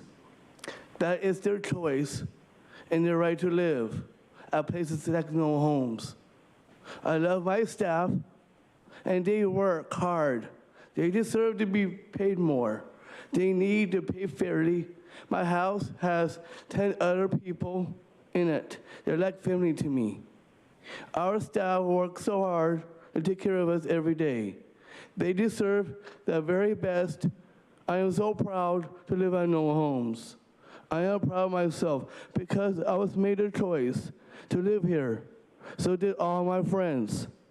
I deserve to make my own choices just like all of you. Why should my choices be any different than yours? My staff works so hard. Why should they get any less than they deserve? We need you to increase the rates, and you hear other stories. They're very excited to live there. Thank you for your support, and thank you very much. Thank you, Tim. Next speaker, please. I'll take this down. Hi, my name is Kylie Nash. My Aunt Kim has lived at Noaa Homes in Casa de Paz for over 20 years, nearly as long as I've been alive. Kim has been able to call Noaa Homes her home. Prior to living at Noaa Homes, she lived in a number of smaller group homes across San Diego, none of which were capable of providing the level of quality of care which we have found at Noaa Homes. In Noaa, Kim has flourished. She has a community of friends. She has her honey, Joey, who lived in her home with her for nearly 20 years before moving to memory care a few years ago. She's been able to participate in fun activities like going to Camp Marston and Julian, gardening, dancing, going to the aquarium, going to the zoo. Noaa provides more than just care to their residents. They're a home in every sense of the word. Somebody before me called it the happiest place on earth, and I think that's the right word for it. Despite this, the state has allowed their budget to be slashed. The Department of Developmental Services failed to include homes with more than 7 beds like Noaa in their recent rate study. And the reimbursement rate for facilities with 7+ beds has been frozen indefinitely statewide. This is despite the passing of ABX 2-1, which allowed an increase of funding for facilities for those with intellectual and developmental disabilities, and federal HCBS guidelines, which say that they should also have increasing rates. DDS has said themselves that a decrease in funding for facilities like Noaa would result in a decrease of quality of care and quality of life. Why would they let this happen? Why would they want the quality of life for people like my Aunt Kim to go down? This decision by DDS affects over 300 people in San Diego and over 3,500 people statewide. This puts thousands of people statewide at a risk of eviction. Sorry, I'm losing my place. Not only is this a horrendous scenario, it will cost more money for the state. If aging family members are not able to take on their family members' care, they will have to. I'm sorry. Thanks. Thank you. Next speaker, please. Good morning. My name is Bill Bodie. My wife and I are the parents of twin sons who are residents at Noaa Homes. Individuals with autism thrive in a family atmosphere that provides a structure, opportunities, and direction to connect with the staff, the fellow residents, and the community. Several years ago, when my wife and I were looking for residential options for our twin sons, we visited a smaller regional center-funded 4-occupant house. It provided room and board. However, the staff was seemingly unaware of and kind of indifferent to the needs of people with autism. On the other hand, Noaa Homes has a highly trained staff with the expertise and commitment to meet the lifelong needs of our sons. They have the tools and programs in place to provide the highest quality of residential care, regardless of the number of residents in the homes. Our sons are thriving, and as a result, are becoming contributing members to the community. My wife and I appreciate you bringing this agenda forward. Thank you very much.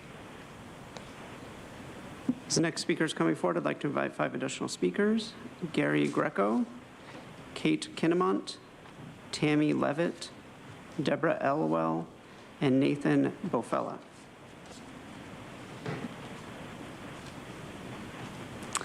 Hello and good morning. My name is Molly Burke, and I've been working at Noaa Homes on our administration team for the past 4 months. While I am one of the newest among our extremely tenured employees, Noaa Homes, the staff, and the residents we all lovingly serve have quickly come to mean so much more to me than just a job. I can truly say that some of my best friends live at Noaa Homes, and their power of choice is critical, not only to our organization, but to agency and equality across the intellectual and developmentally disabled community as a whole. Noaa Homes has always been the gold standard when it comes to quality service, with our staff consistently choosing our mission over more competitive compensation.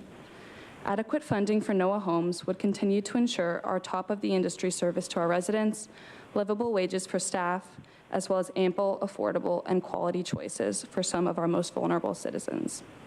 For these reasons and more, I respectfully request support in restoring funding for Noaa Homes and other quality housing providers. Thank you.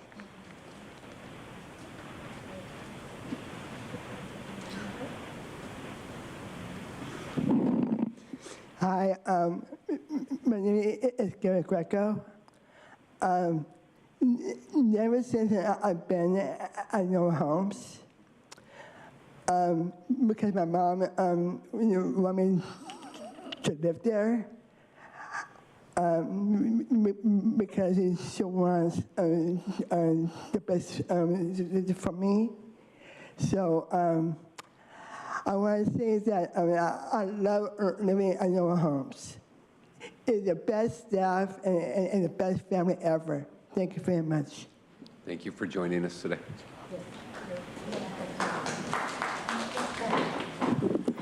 Good morning. My name is Kate Kinnamon. I'm the Associate Executive Director of San Diego Regional Center. San Diego Regional Center serves over 36,000 individuals with developmental disability in San Diego and Imperial counties. And as an agency, we are committed to working with the Department of Developmental Services and the state legislators and all of our service provider partners like Noaa Homes, who are left out of the rate adjustment increases, to ensure that there is the reimbursement rates are fair and adequate to provide choices for individuals we support and allow providers to attract and retain staff, quality staff, to provide the vital services that the individuals we support receives. Thank you for your time and thank you for your support.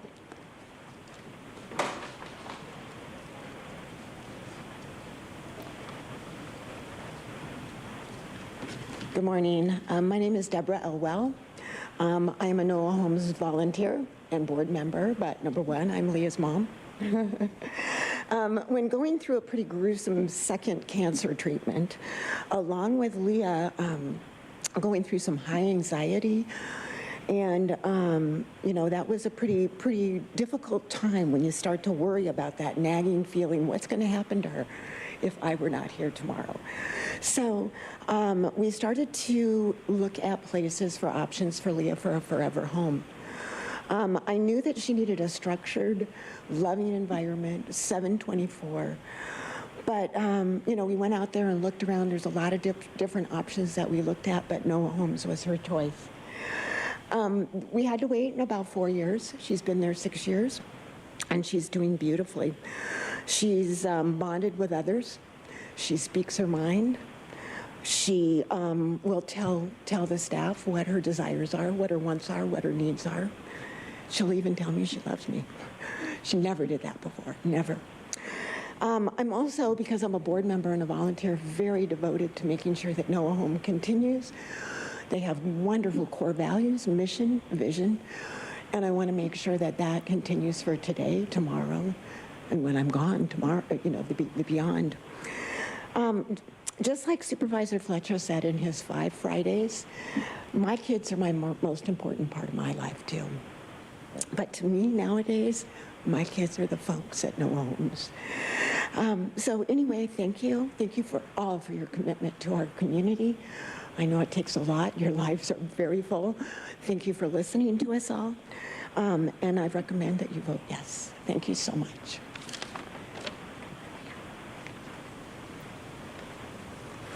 Good morning. My name is Tammy. I have worked at Noaa Homes for going on 23 years, first as a staff member, I'm still a staff member, and then as a house manager. And as many people have told you, there's really nowhere else like Noaa. A lot of times we hear about the rights that people with developmental disabilities have, the rights to an education, the right to spend their own money, the right to be out in the community and do things in the least restrictive environment. And I'm not really sure when someone decided that it didn't roll over to the way that they live or where they live. The residents at Noaa, they're extremely happy. They're able to visit amongst themselves whenever they want in a safe environment. They don't have to worry about, scary neighbors or anything else around them.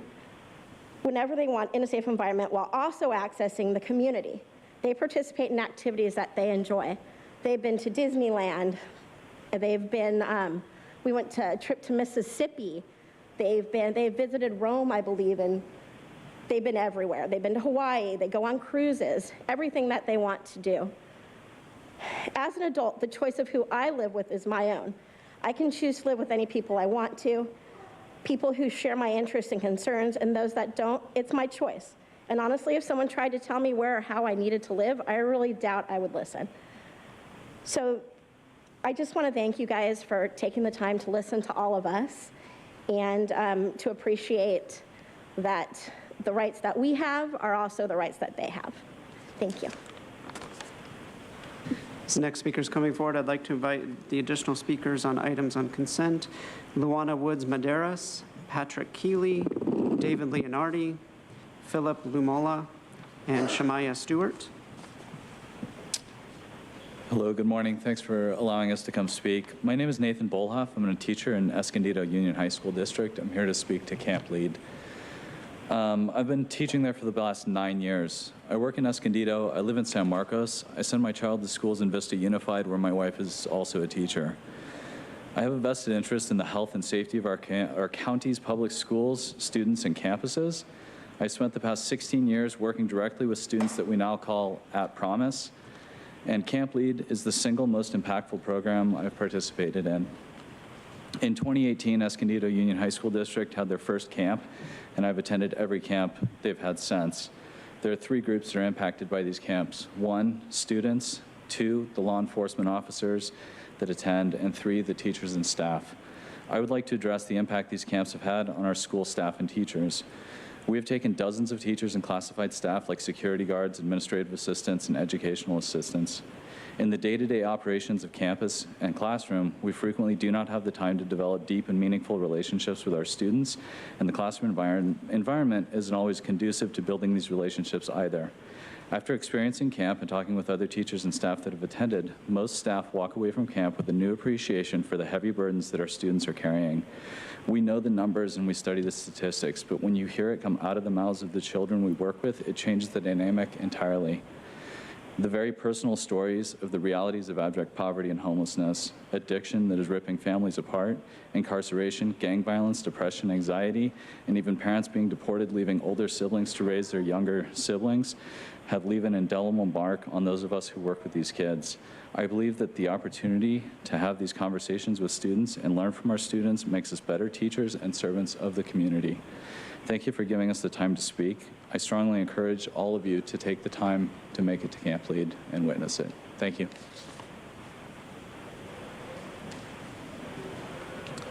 Good morning. My name is Patrick Keeley. I am the superintendent of the Mountain Empire Unified School District. In light of recent events, school safety has become a hot topic. There are a lot of people outside of the schools and the school system offering solutions, and a lot of these solutions have merit. However, for me and for my colleagues, school safety is a topic every day. School safety does not begin with drills or the physical space of a school, although these are certainly important. School safety begins with the relationships, plain and simple. Relationships that students have with each other, their staff, and our partners in law enforcement allow for us to work together to address challenges before they become bigger problems. Proactively addressing the building of community and relationships on a school campus has a much greater impact on school safety. I've been involved with the Camp Lead program since 2010 as a school leader, as a camp guide, and as a parent. When I came to Mountain Empire Unified from another school district, Camp Lead was one of the first partnerships that I sought out because I knew that it was an effective way to bring students together to build community and to allow for our students to have a safe space to discuss challenging topics and build understanding. The impact that it had on Mountain Empire High School and the community was nearly immediate. It is my hope as an educator and as a school district leader in our county that the Board of Supervisors supports and invests in Camp Lead program and its partnership with our law enforcement. Thank you.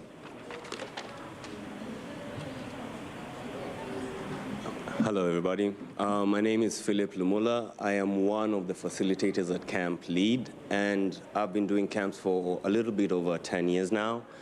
And as much as we influence all the traditional and non-traditional leaders, the biggest core groups for me personally that we impact at Camp Lead are the developmentally and intellectually challenged kids, disabled students. Those are the students that are also offered an opportunity at Camp Lead, and we make sure that we include them into the programs. they help the other students gain an awareness of empathy, of what their life experiences might be like. And we also have a lot of students who are family members of the intellectually and developmentally challenged students who come and share what their life experiences are. And we believe that this camp offers like a wonderful opportunity for those conversations to go around, and again, the empathy capacity to be built. Also, another group of students that I know we are maybe not represented so much are the English learner students. So these are the students that are just starting to learn the language of English.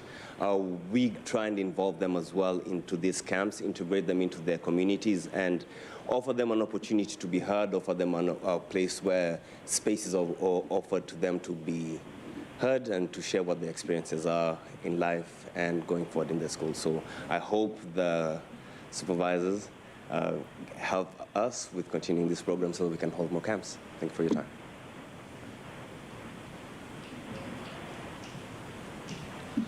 Good morning, Chair Fletcher and Board. My name is David Leonardi. I'm the president of the Deputy Sheriff's Association of San Diego County.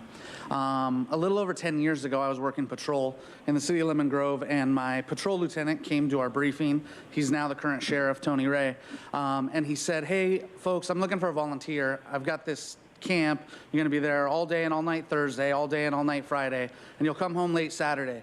And I can't tell you much about it, and I can't pay you any overtime. So, you know, it'll be worth your while. Any volunteers?" And for some reason that was enticing. I raised my hand, and I attended camp for the first time.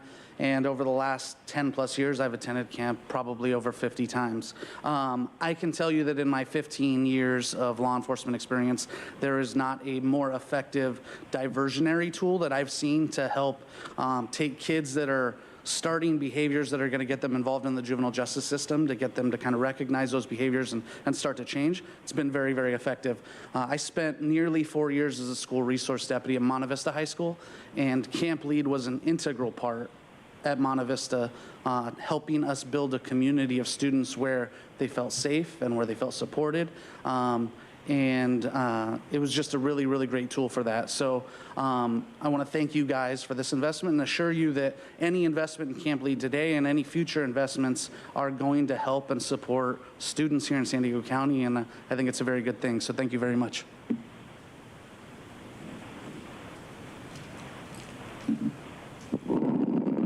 Sorry.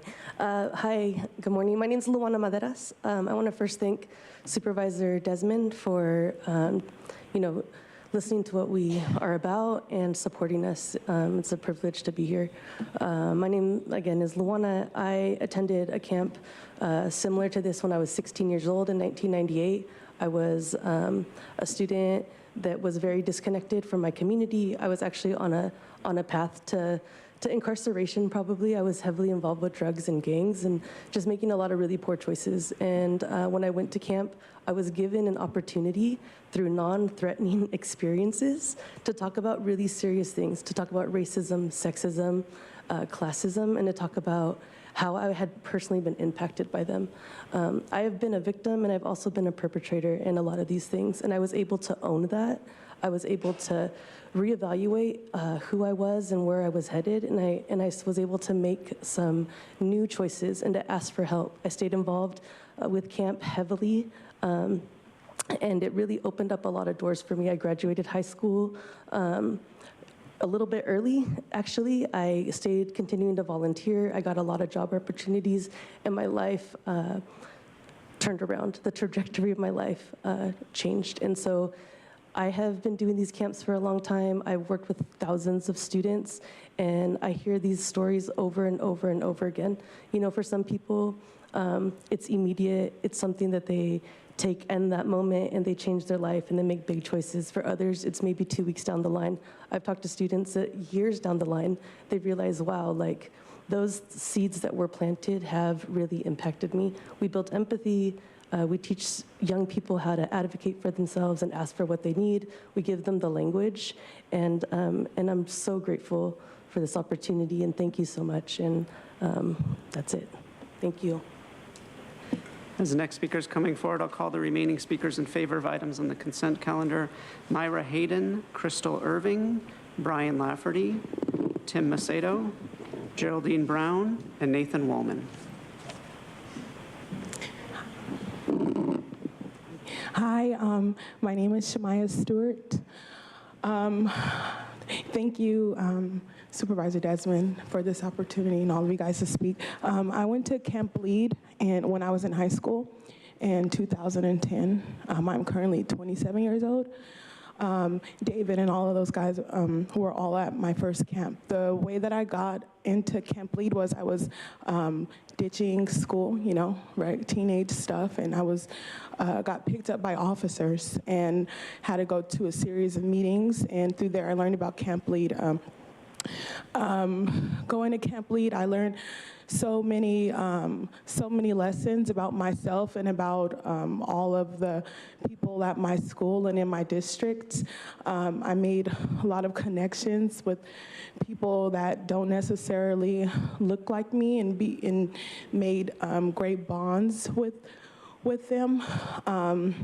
One of the greatest lessons that I learned from this camp was to be open, to be vulnerable, to share my experiences with others. So now as an adult, I have taken those lessons and I use them every single day. I work with Camp Lead still. I've been to over 50 camps, and I see the children, and sometimes, you know, I see myself in them, and I'm just really grateful to be able to give a hand and to still be involved. If I would ask anything, it would be that you all just support in any way that you could. Yeah, it's pretty much, thank you. Next speaker, please. Hi, good morning. I'm Mayra Soto Gonzalez Hayden. I too am an alumni of Camp Lead. I also attended as a student in 2011.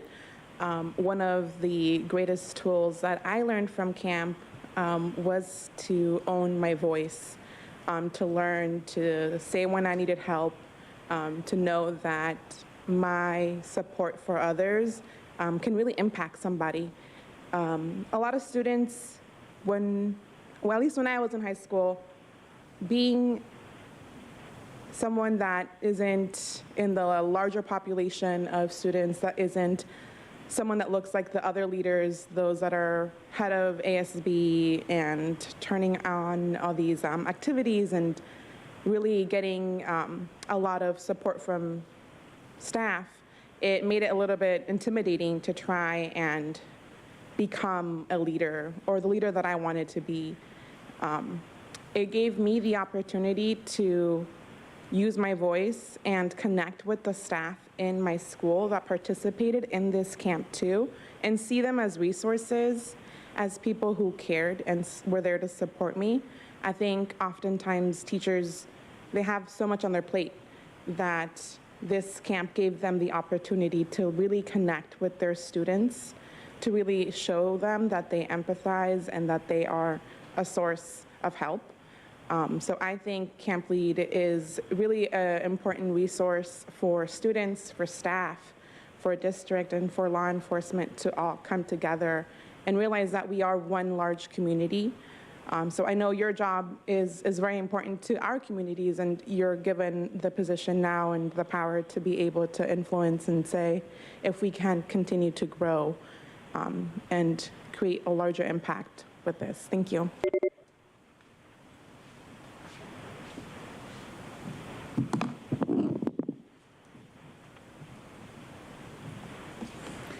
Hello, Chair Fletcher and Board of Supervisors. My name is Crystal Irving, and I'm proud to stand here before you as president of SEIU Local 221 and to ask you to vote yes on item 11, a foundational contract between the members of SEIU 221 and the County of San Diego.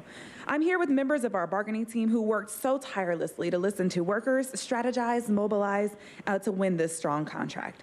And as you know, I was a county employee and a member of the bargaining team for the last round of negotiations, and the difference of 5 years is night and day. For one, we had an open door with our allies on the board who would listen to our membership before, during, and after the process. So thank you, Chair Fletcher, Vice Chair Vargas, and Supervisor Lawson-Remer for supporting county employees, not just with words, but with actions. At the bargaining table, we actually had real dialogue about our issues and concerns, and the county staff listened. We appreciate CAO Helen Robbins-Meyer and the county bargaining team for their work in this collaborative process. We ended up at a place where we can all truly be proud. An economic package that includes across the board and equity wage increases and more, the county's formal recognition of the impact of unfilled positions to workers, our non-economic committees to address diversity and inclusion from the workers' perspective, and to establish a county teleworking policy. And we're very pleased to establish the Collaborative Solutions Committee, which we believe will move us past the oppositional history of labor management meetings and address critical issues such as childcare, compaction, and county culture. Although our focus today is to celebrate this achievement and express gratitude for your support, I must give you a fair warning that this is just the beginning of SEIU's work to challenge the county to continue improving for workers in the communities that we serve. We're looking forward to building on this foundational contract with both accountability and a collaborative spirit.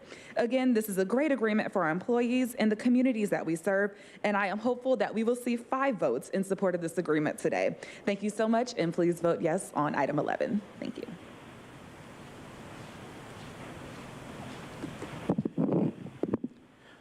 Chairman Fletcher, Board.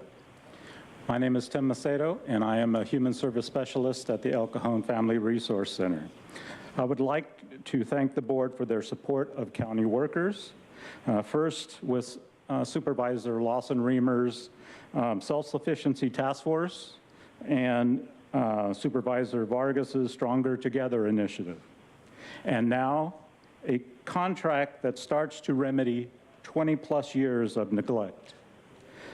I'm most appreciative, although I enjoy the economic raise, I am most appreciative of the contract's acknowledgement of their employees' needs by ensuring an equity study will be conducted prior to each new contract, as well as agreeing to committees to discuss issues such as teleworking, diversity, inclusion, and after hearing Chairman Fletcher's State of the County address, work-life balance issues such as childcare, which will have an immensely positive impact on the workers and residents of San Diego.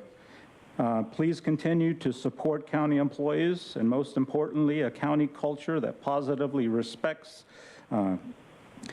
dignifies, and supports employees by approving this contract. Thank you.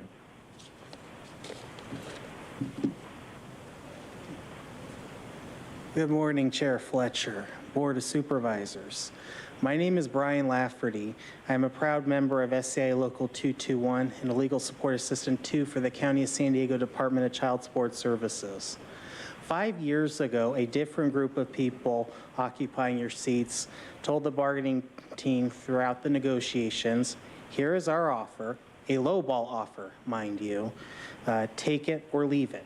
And today, in stark contrast, this board is ready to vote on what is the best contract in the history of SEIU Local 221. And it's an indication of how much this contract uplifts the more than 10,000 employees that 221 represents. Almost every represented employee in my department will heavily benefit. Almost every represented staff will either get an equity increase or they will get a premium, classification premium. And considering that my department, among many others, has had a real serious issue with recruitment and retention, this will go a long way. And that describes just one department.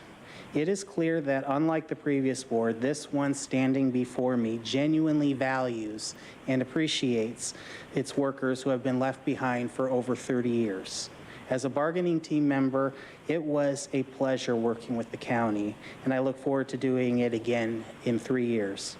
I urge this board to support its workers by voting yes on this contract. Thank you.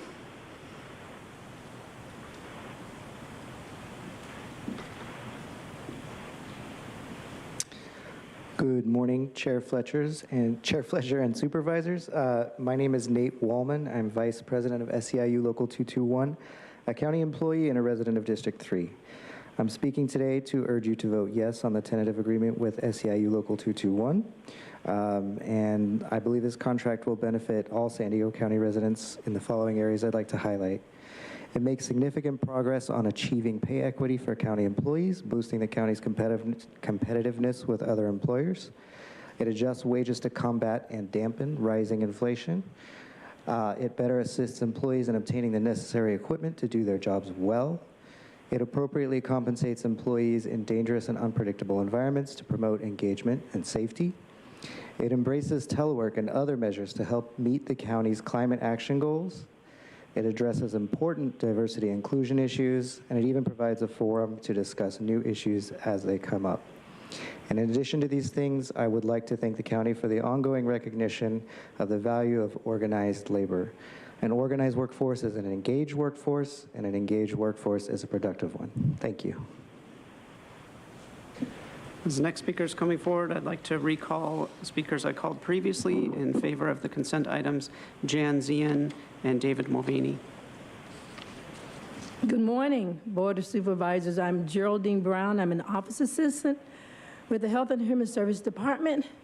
This has been a journey, but a very knowledgeable journey, one that I would take again. And I'm very happy and very thankful for what has been accomplished during this contract for our SEI union, because we were able to come together and work for a common cause for our fellow union workers. And we know that nothing can be accomplished without God on our side.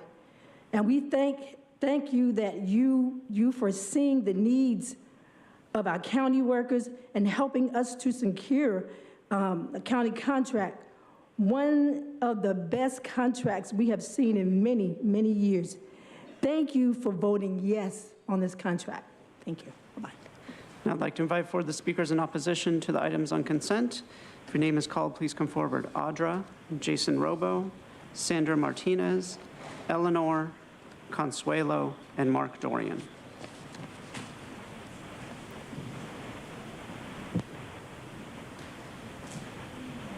You may come forward in any order. I'll ask you to please state your name for the audio record. You use the name Audra. So you just put so much in this. It's great because, you know, you can't really allow enough time for people to talk on stuff. But the fact that $40,000 is going to these homeowners for the fire hardening program, that's pretty nuts. It'd be nice if you gave that to other people. All the people that came here and spoke on number 6, I hope that you don't evict 40% of these people. That would be very sad. So hopefully you'll do the right thing and be on the right side of history, because those people brought light into this room. It's always super dark. It was great to see. And at-risk students building bonds with law enforcement.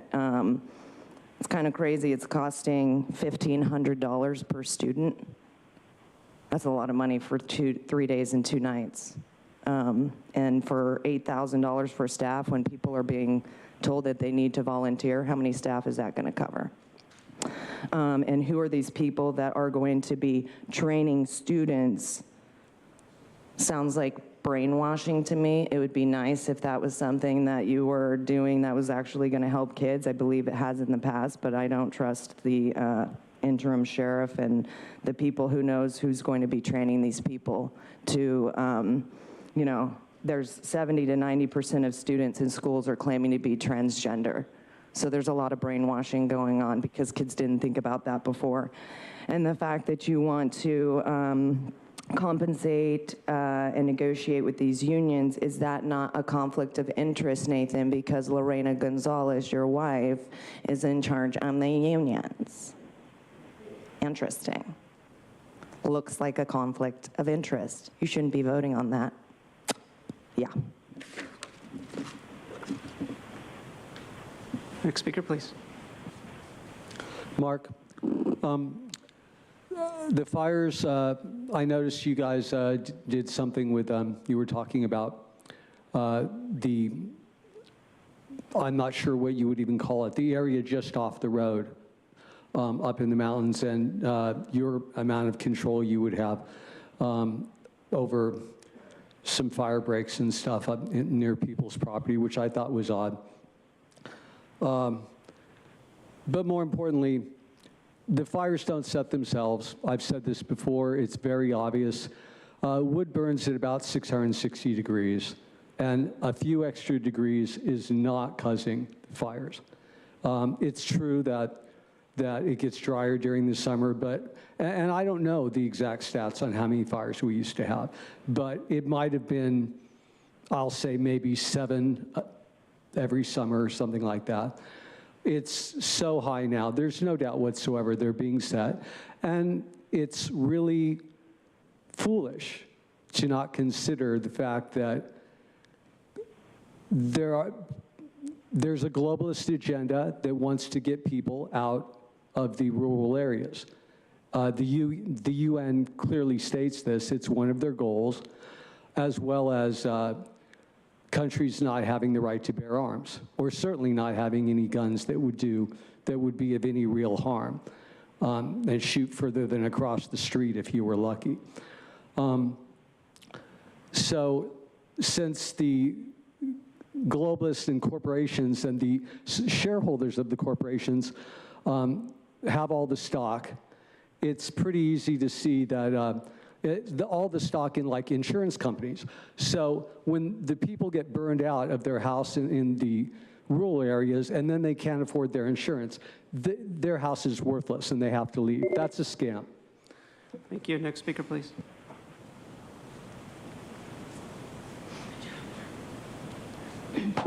Eleanor, I wanted to speak about item 3, which is sustainable, equitable, and local food sourcing.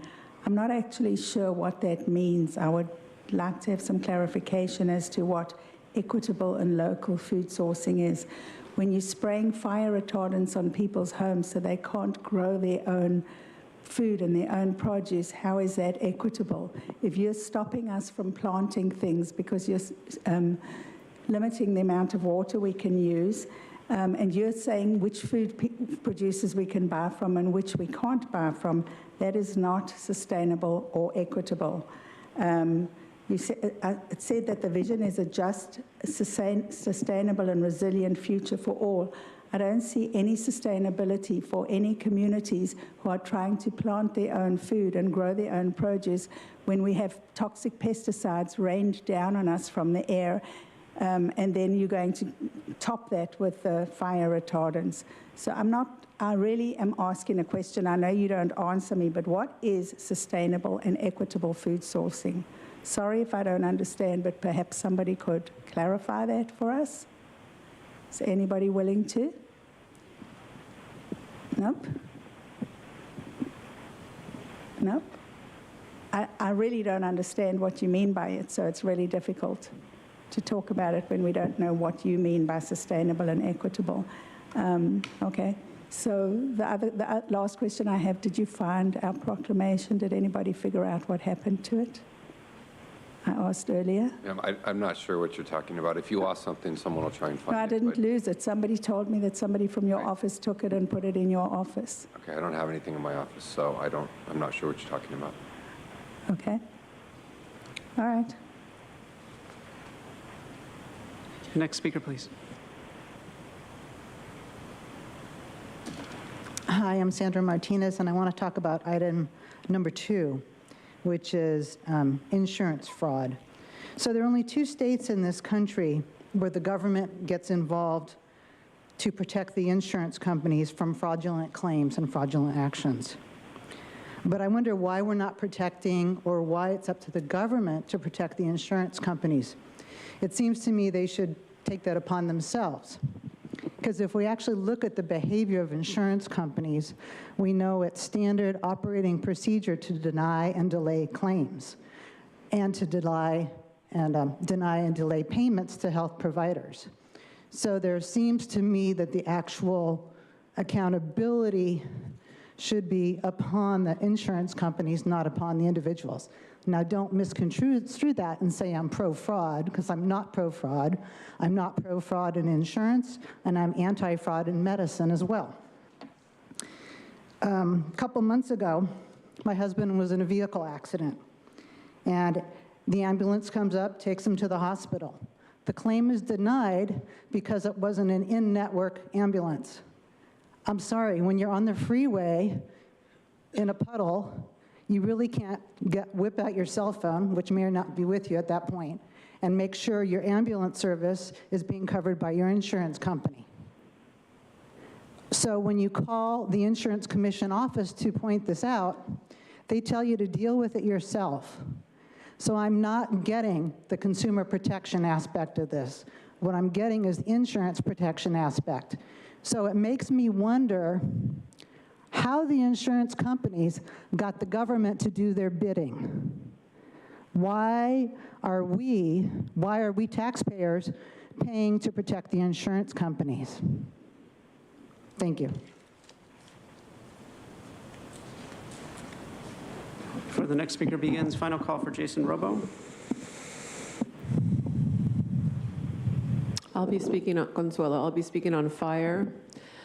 Okay, so cha-ching. How about not doing things like starting controlled fires when the winds are up?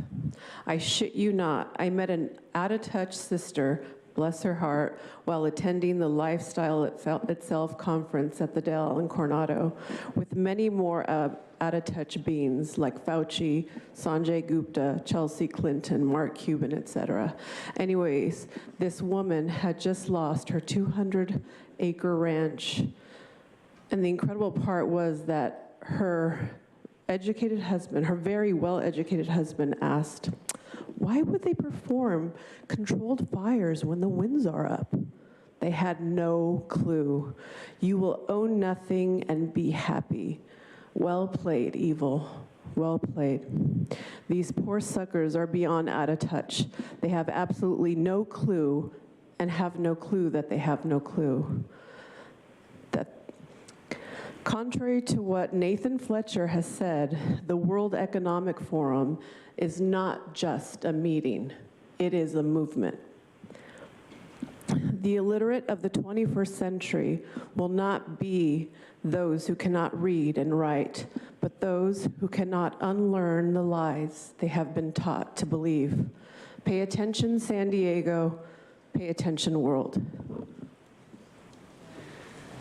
We'll now hear from those that requested to speak by phone. When it is your turn to speak, you'll be unmuted, and you will hear a recording that will tell you to begin your comments after the beep. I'll remind the callers that they should mute their TV or live video stream before they begin speaking. We'll begin with our first caller.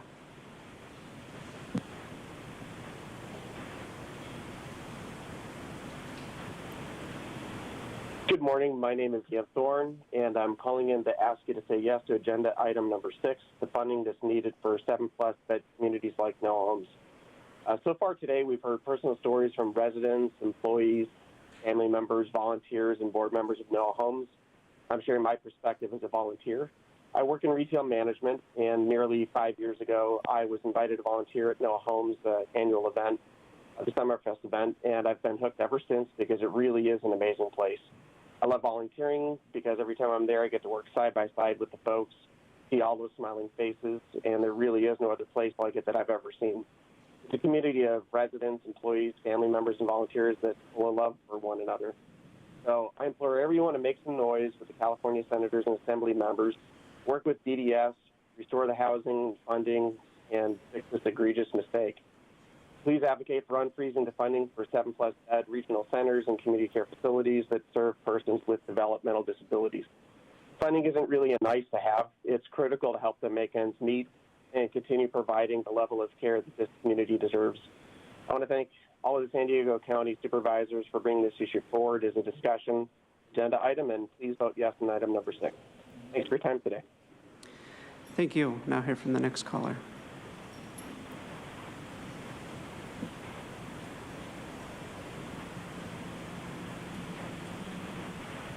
Truth. Charlotte Lane, great research. Item 1, you guys really need to hire an editor because the incorrect grammar and vagueness continues to be embarrassing. Item 4 is a contract with Cerner Corporation, now owned by Oracle, for expanded use of electronic health records using federal funds. So is it a national system? Oracle claims we have an unsustainable healthcare system, and they also talk about value-based care strategy, which seems to be the same thing as data-driven, cold technocratic decisions about whose life is worth saving, just like the epitome of universal health care, the NHS in Britain, who let even children die who they deem as unworthy of saving. Is this what you supervisors are looking to expand? This item's contractor, Oracle Cerner, just had an event featuring speakers like British Socialist and World Economic Forum member Tony Blair, who, of course, spoke about transforming healthcare. Very interesting is the Oracle Cerner article entitled 5 Risk Factors for COVID-19 Breakthrough Infection, which says, quote, vaccinations are not 100% effective. Risk rises over time for fully vaccinated people, end quote. And Oracle is a company you can trust with your private health info because their founder, Larry Ellison, previously worked on a database for the CIA. Items 8, 9, and 10 are these supervisors spending over $1 million. Item 11, respect us, protect us, and pay us. 3 or 4 would support, 5 would keep us alive. Most people who read those lines over and over again to the point of ear incineration probably don't even realize what political movement they were actually supporting. Socialists in Seattle were marching around on May Day shouting that same us slogan. SEIU's Respect Us alludes to defunding police. Protect Us includes climate change. And pay us includes never-ending minimum wage raises. Perfect solution for more inflation. 3 or 4 would support. Now hear from the next caller.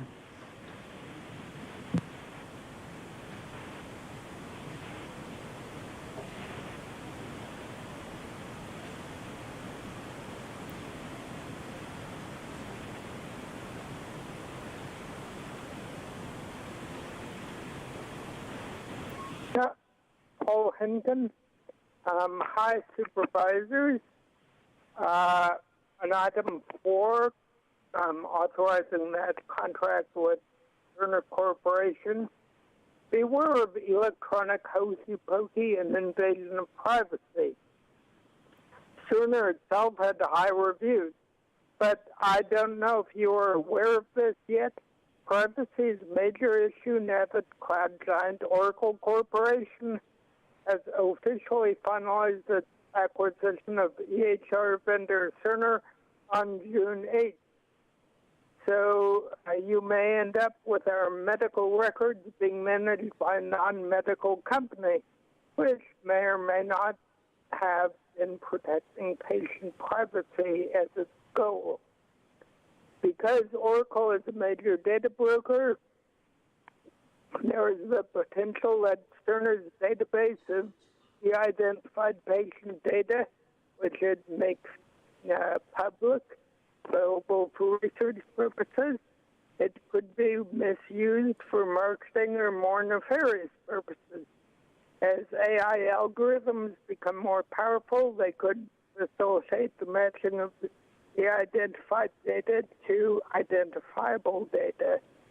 It might be hard to do anything about that after the fact because under HIPAA, protected health information, if that has been de-identified in a specific way, can be supplied to researchers without obtaining patients' permission. So you might not know that your health stuff has been compromised. And if patients' health histories are somehow exposed, that could lead to discrimination and all. Thank you. We'll now hear from the final caller.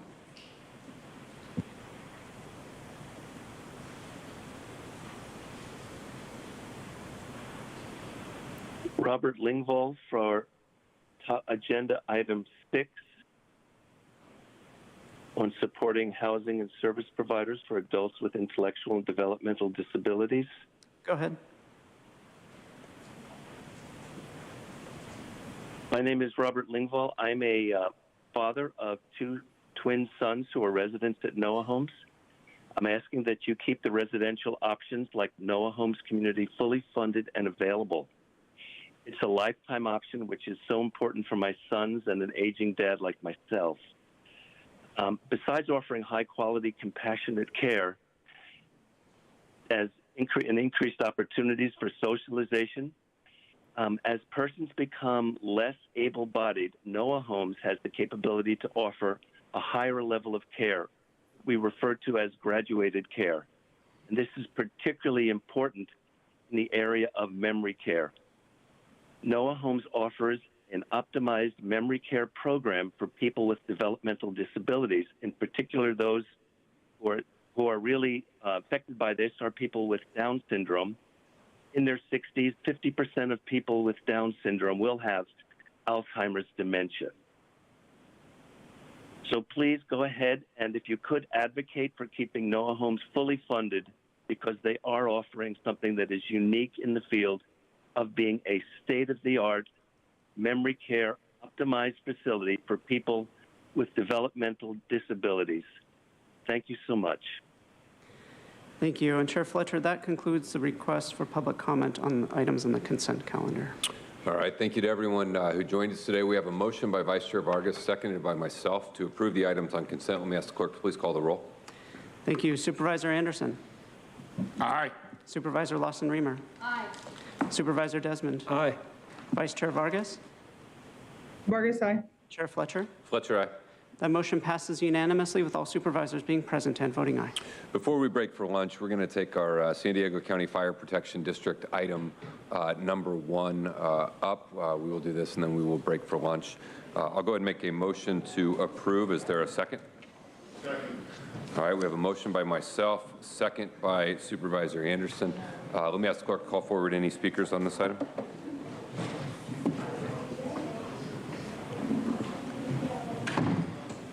Thank you, Chair Fletcher. We have, just one moment. We have 4 requests to speak on this item, 3 in person and 1 by phone. We'll begin with the in-person speakers.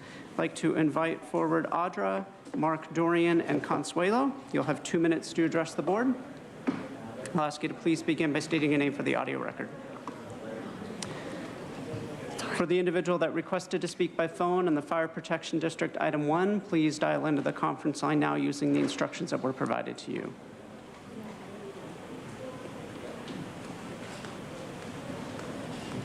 Consuelo, I already spoke on it. Thank you.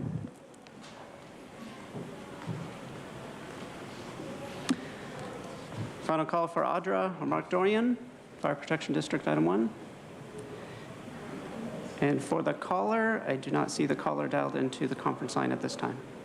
Mark, well, like I was saying when I ran out of time, there are globalist organizations. They definitely do not want people living in rural areas. They want people in stack and packums here in the city, which you guys are gracefully providing at a great profit from your San Diego subsidiary corporation. As usual, of course, that's the main goal of every corporation. Not to help, not to solve the problem. So if people were to set the fires, in fact, let's just say for the sake of argument that you were a multi-billionaire globalist that owned a lot of shares in multiple corporations, including insurance companies, and you wanted Agenda 21 openly. It would actually be a really good idea to hire some people to set some fires, and you would have plenty of money to do it, and it would be very easy for them to do. And there's such an increase in fires that I do not believe that the temperature change has caused that. It's true the energy companies have made some mistakes, and which could be intentional, and they've been tried for that and convicted, but they're just passing the buck to us, the consumer. And nevertheless, it would be a great idea. And then, of course, your insurance company would raise the rates on their homeowners insurance, and when that triples, they can't afford insurance. And suddenly, they can't get a mortgage. They can't keep making the payments. They can't even keep their mortgage. And nobody else is going to want the mortgage either unless they can just buy it outright for cash. And there are, of course, also corporations that want to buy all the land, which is really convenient. And then I see them down at the beach, like literally homeless, living in their car. This is a scam, and it should be looked at. It's pretty obvious who would gain. That concludes public comment on this item. Chair Fletcher. Thank you. We've got a motion by myself, second by Supervisor Anderson to approve the recommendations in this notice of public hearing. Ask the clerk to please call the roll. Thank you. Supervisor Anderson. Aye. Supervisor Lawson-Remer. Aye. Supervisor Desmond. Aye. Vice Chair Vargas. Vargas, aye. Chair Fletcher. Fletcher, aye. That motion passes unanimously with all supervisors being present and voting aye. We're going to break for lunch. We will reconvene at 1 p.m. When we reconvene at 1 p.m., the first item we take will be item 23, opening more doors to workers who are neurodivergent, including autism. We will hear that item, and then we will do the remainder of the agenda in sequential order until about 4:30, where we will break and carry over anything remaining to tomorrow's meeting. So we'll reconvene at 1 p.m. sharp and start right at 1 p.m. with item 23.